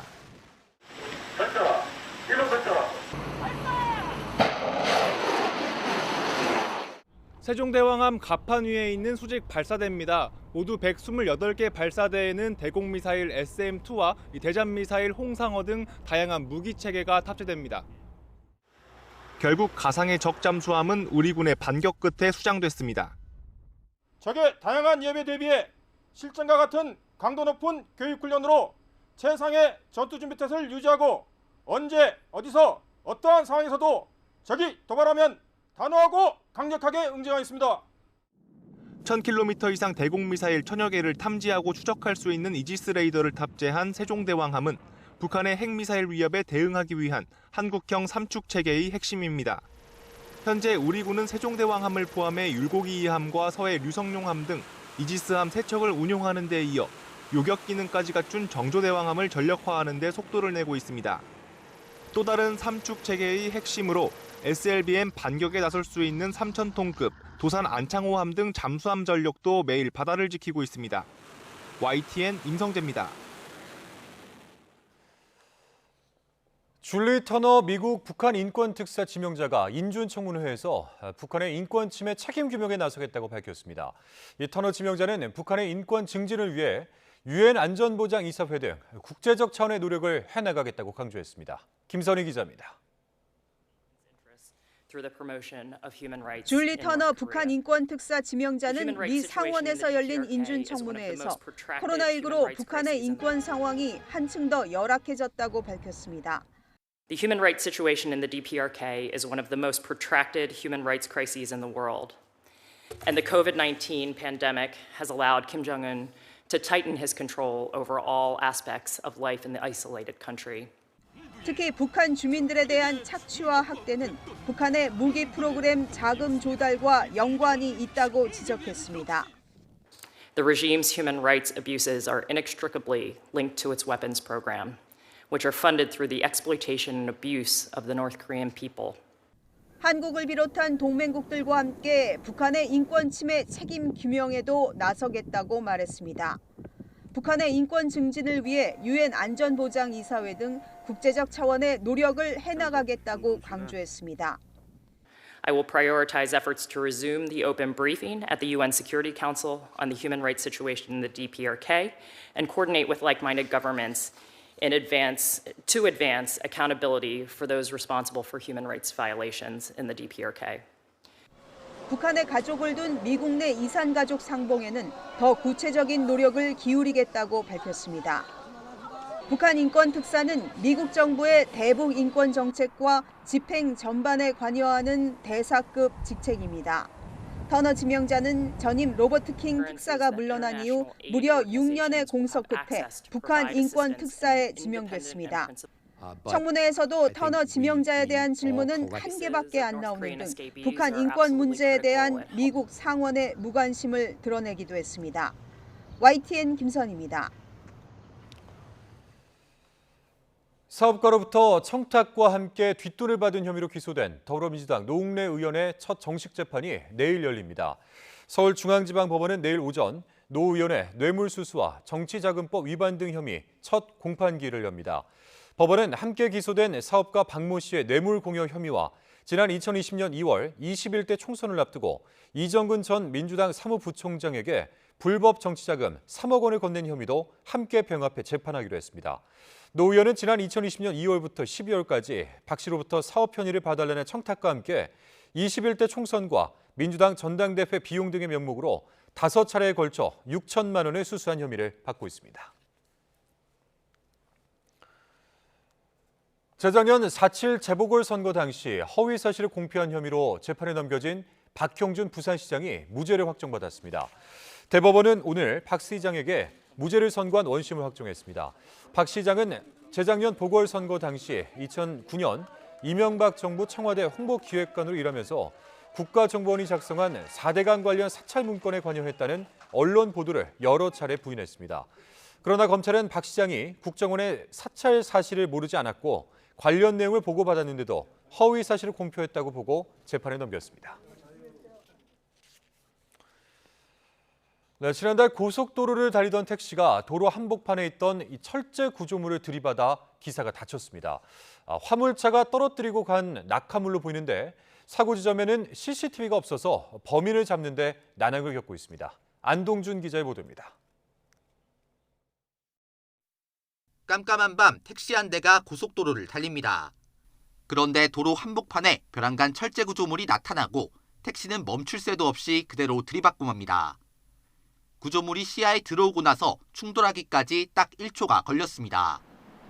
지난달 27일 택시기사 김병수 씨가 손님을 태우고 주행하다 당한 사고 장면입니다. 사고 충격으로 에어백이 터지며 김 씨는 이마 등을 다쳐 병원에서 2주 동안 치료를 받았습니다. 김 씨가 들이받은 철제 구조물입니다. 지금은 쓰러져 있지만 높이는 1m가 훌쩍 넘고요. 성인 남성이 혼자 들 수 없을 만큼 무겁습니다. 경찰은 김 씨보다 먼저 지나간 화물차에서 철제 구조물이 떨어진 것으로 추정하면서도 정확히 어디서 어떻게 추락한 건지 식별해내긴 어렵다고 설명합니다. 사고 지점에 CCTV가 없기 때문입니다. 저는 개인 택시 재산은 그것밖에 없는데 하루하루 이렇게 벌어야 하는데 이렇게 일 못 오고 이렇게 있으니까 답답해서. 고속도로 낙하물 사고는 지난 2020년 소폭 감소했다가 이후 조금씩 증가하는 추세입니다. 화물차는 적재 화물 이탈 방지 기준에 맞게 덮개와 고정장치 등을 갖춰 운송해야 하고 이를 어겨 사고를 내면 과태료가 부과되거나 6개월 이내에 사업 정지 처분을 받을 수 있습니다. 하지만 법을 지켜서 화물을 제대로 안전하게 실지 않고 달리는 경우가 적지 않은 겁니다. 이러한 낙하물 사고는 특히 가해 차량이 특정되지 않기 때문에 피해자의 억울함까지 더해지고 있습니다. 차량 운전자들은 화물이 떨어지지 않도록 묶거나 덮개를 씌우거나 하는 등 확실하게 보존될 수 있도록 필요한 조치를 해야 되고, 경찰은 CCTV 분석 범위를 사고가 일어난 지점 전후로 넓혀서 구조물을 떨어뜨린 화물차를 추적하고 있습니다. YTN 안동준입니다. 네, 고급 스포츠카를 몰고 과속 질주를 하다 적발된 회장을 대신해 거짓 자백을 한 대기업 부장이 검찰에 송치된 사실이 뒤늦게 알려졌습니다. 서울 용산경찰서는 지난달 초 구자균 LS 일렉트릭 회장을 도로교통법 위반 혐의로, 같은 회사 총무부장 김모 씨를 범인 도피 혐의로 각각 검찰에 넘겼습니다. 김 씨는 지난해 11월 초 올림픽대로에서 시속 160km 이상으로 페라리를 몰다 단속 카메라에 찍힌 구 회장 대신 본인이 차를 운전했다고 자백한 혐의를 받습니다. LS 일렉트릭 측은 총무부장 개인의 판단으로 벌어진 일이라면서 내부 인사 징계 절차를 거칠 예정이라고 해명했습니다. 해가 뜨기 전인 새벽에 어두운 옷을 입은 노인을 차로 치어 숨지게 했더라도 사고를 예측할 수 없었다면 운전자를 처벌할 수 없다는 법원의 판단이 나왔습니다. 인천지방법원은 교통사고 처리 특례법상 치사 혐의로 재판에 넘겨진 전세버스 운전기사 50살 A씨에게 무죄를 선고했습니다. 재판부는 주변이 어두웠고 피해자도 검은색 계통의 옷을 입고 있었다며 A씨가 자전거를 타고 무단횡단하는 피해자를 쉽게 발견하기는 어려울 것으로 보인다고 설명했습니다. 영국 해리 왕자 부부가 미국 뉴욕에서 파파라치들에 의해 2시간 동안이나 위험한 추격을 당했습니다. 사고로 이어질 수 있는 아찔한 순간이 이어졌다고 하는데요. 해리 왕자의 어머니인 다이애나 왕세자비가 30년 전 파파라치에 추격당하다가 숨진 일까지 떠올리게 하면서 충격을 주고 있습니다. 류재용 기자의 보도입니다. 해리 왕자와 부인 메건 마클 그리고 장모가 뉴욕의 한 여성 관련 행사장에 들어서고 있습니다. 메건 마클은 이 행사에서 여성들에게 용기를 북돋워주는 연설을 했습니다. You can be the visionary of your own life. You can charter a path in which what you repeat in your daily acts of service. 문제는 밤늦게 행사가 끝나고 귀가하는 길에 일어났습니다. 사설 경호팀의 SUV 차량을 타고 뉴욕 경찰의 경호 지원을 받으며 귀갓길에 올랐으나 파파라치들이 곧바로 따라붙었습니다. 쫓고 쫓기는 추격전은 1시간가량 이어졌고 해리 왕자 일행은 결국 파파라치들을 떨쳐내지 못하고 경찰서로 피신했습니다. 이어 경찰이 잡아준 택시로 옮겨 타고 귀가를 시도했으나 채 10분도 지나지 않아 다시 추격을 당했습니다. Because their emotions were pretty high. Because all of a sudden they thought there was no paparazzis. Paparazzis came out of nowhere. You know? 해리 왕자의 대변인은 추격전이 2시간 넘게 계속됐으며 파파라치들이 인도를 질주하거나 빨간불에도 달리고 역주행을 하면서 사진을 찍어 인명사고로 이어질 수 있는 아찔한 순간들이 펼쳐졌다고 격분했습니다. 뉴욕시장은 1997년 프랑스 파리에서 파파라치들에 의해 쫓기다 숨진 해리 왕자의 어머니 다이애나 왕스제비까지 언급하며 파파라치들이 무모하고 무책임했다고 비난했습니다. And I think all of us, I don't think there's many of us who don't recall how his mom died. And 해리 왕자가 당한 이번 사건이 다이애나 왕스자비의 비극까지 소환하면서 유사한 상황을 막기 위한 영국 왕실 차원의 고민도 깊어질 것으로 보입니다. YTN 유재웅입니다. 미국의 외교 원로 헨리 키신저 전 미국 국무부 장관이 미국과 중국의 대립으로 3차 세계대전이 5년에서 10년 안에 일어날 가능성이 있다고 진단하면서 공존을 위해 실용적으로 접근하라고 주문했습니다. 키신저 전 장관은 영국 주간지 이코노미스트와 인터뷰에서 미국과 중국 모두 상대가 전략적 위험이라고 확신하고 있으며 강대국 간 대치로 향하고 있다며 이렇게 말했습니다. 중국에서 코로나 바이러스가 처음 출현한 때와 거의 같은 시기에 중국 우한 연구소에서 바이러스 유출이나 사고가 있었다는 조사 결과가 나왔습니다. 영국 일간 텔레그래프는 대중국 매파로 알려진 미국 공화당 마코 루비오 상원 의원실은 코로나의 기원을 밝혀내기 위해 17개월간 조사한 내용을 담은 보고서를 냈다고 보도했습니다. 329쪽에 이르는 보고서는 지난 2019년 하반기에 우한 바이러스 연구소에서 바이러스 병원체와 관련이 있을 가능성이 있는 심각한 생물학적 봉쇄 실패 또는 사고가 발생했다는 것을 보여준다고 주장했습니다. 앞으로 5년 안에 지구 기온이 산업화 이전보다 1.5도 이상으로 상승하게 될 가능성이 크다는 세계 기상기구의 진단이 나왔습니다. WMO는 17일 발표한 보고서에서 올해부터 2027년까지 산업화 이전 대비 지구 기온 상승폭이 1.5도에 도달할 확률이 66%에 달한다고 밝혔습니다. 다만 이는 일시적 지구 기온 상승폭에 한정된 예측이라고 WMO는 설명했습니다.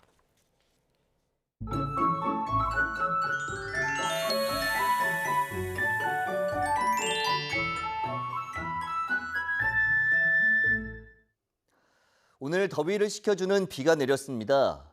비교적 늦게 비가 내린 중북부 지방도 기온이 오름세를 보이다가 비가 내리자마자 내림세로 돌아섰는데요. 내일은 서울 낮 기온이 28도까지 오르는 등 서쪽 지방을 중심으로 다시 때이른 더위가 나타나겠습니다. 반면 속초 17도 등 동해안은 동풍이 불면서 선선함이 감돌겠습니다.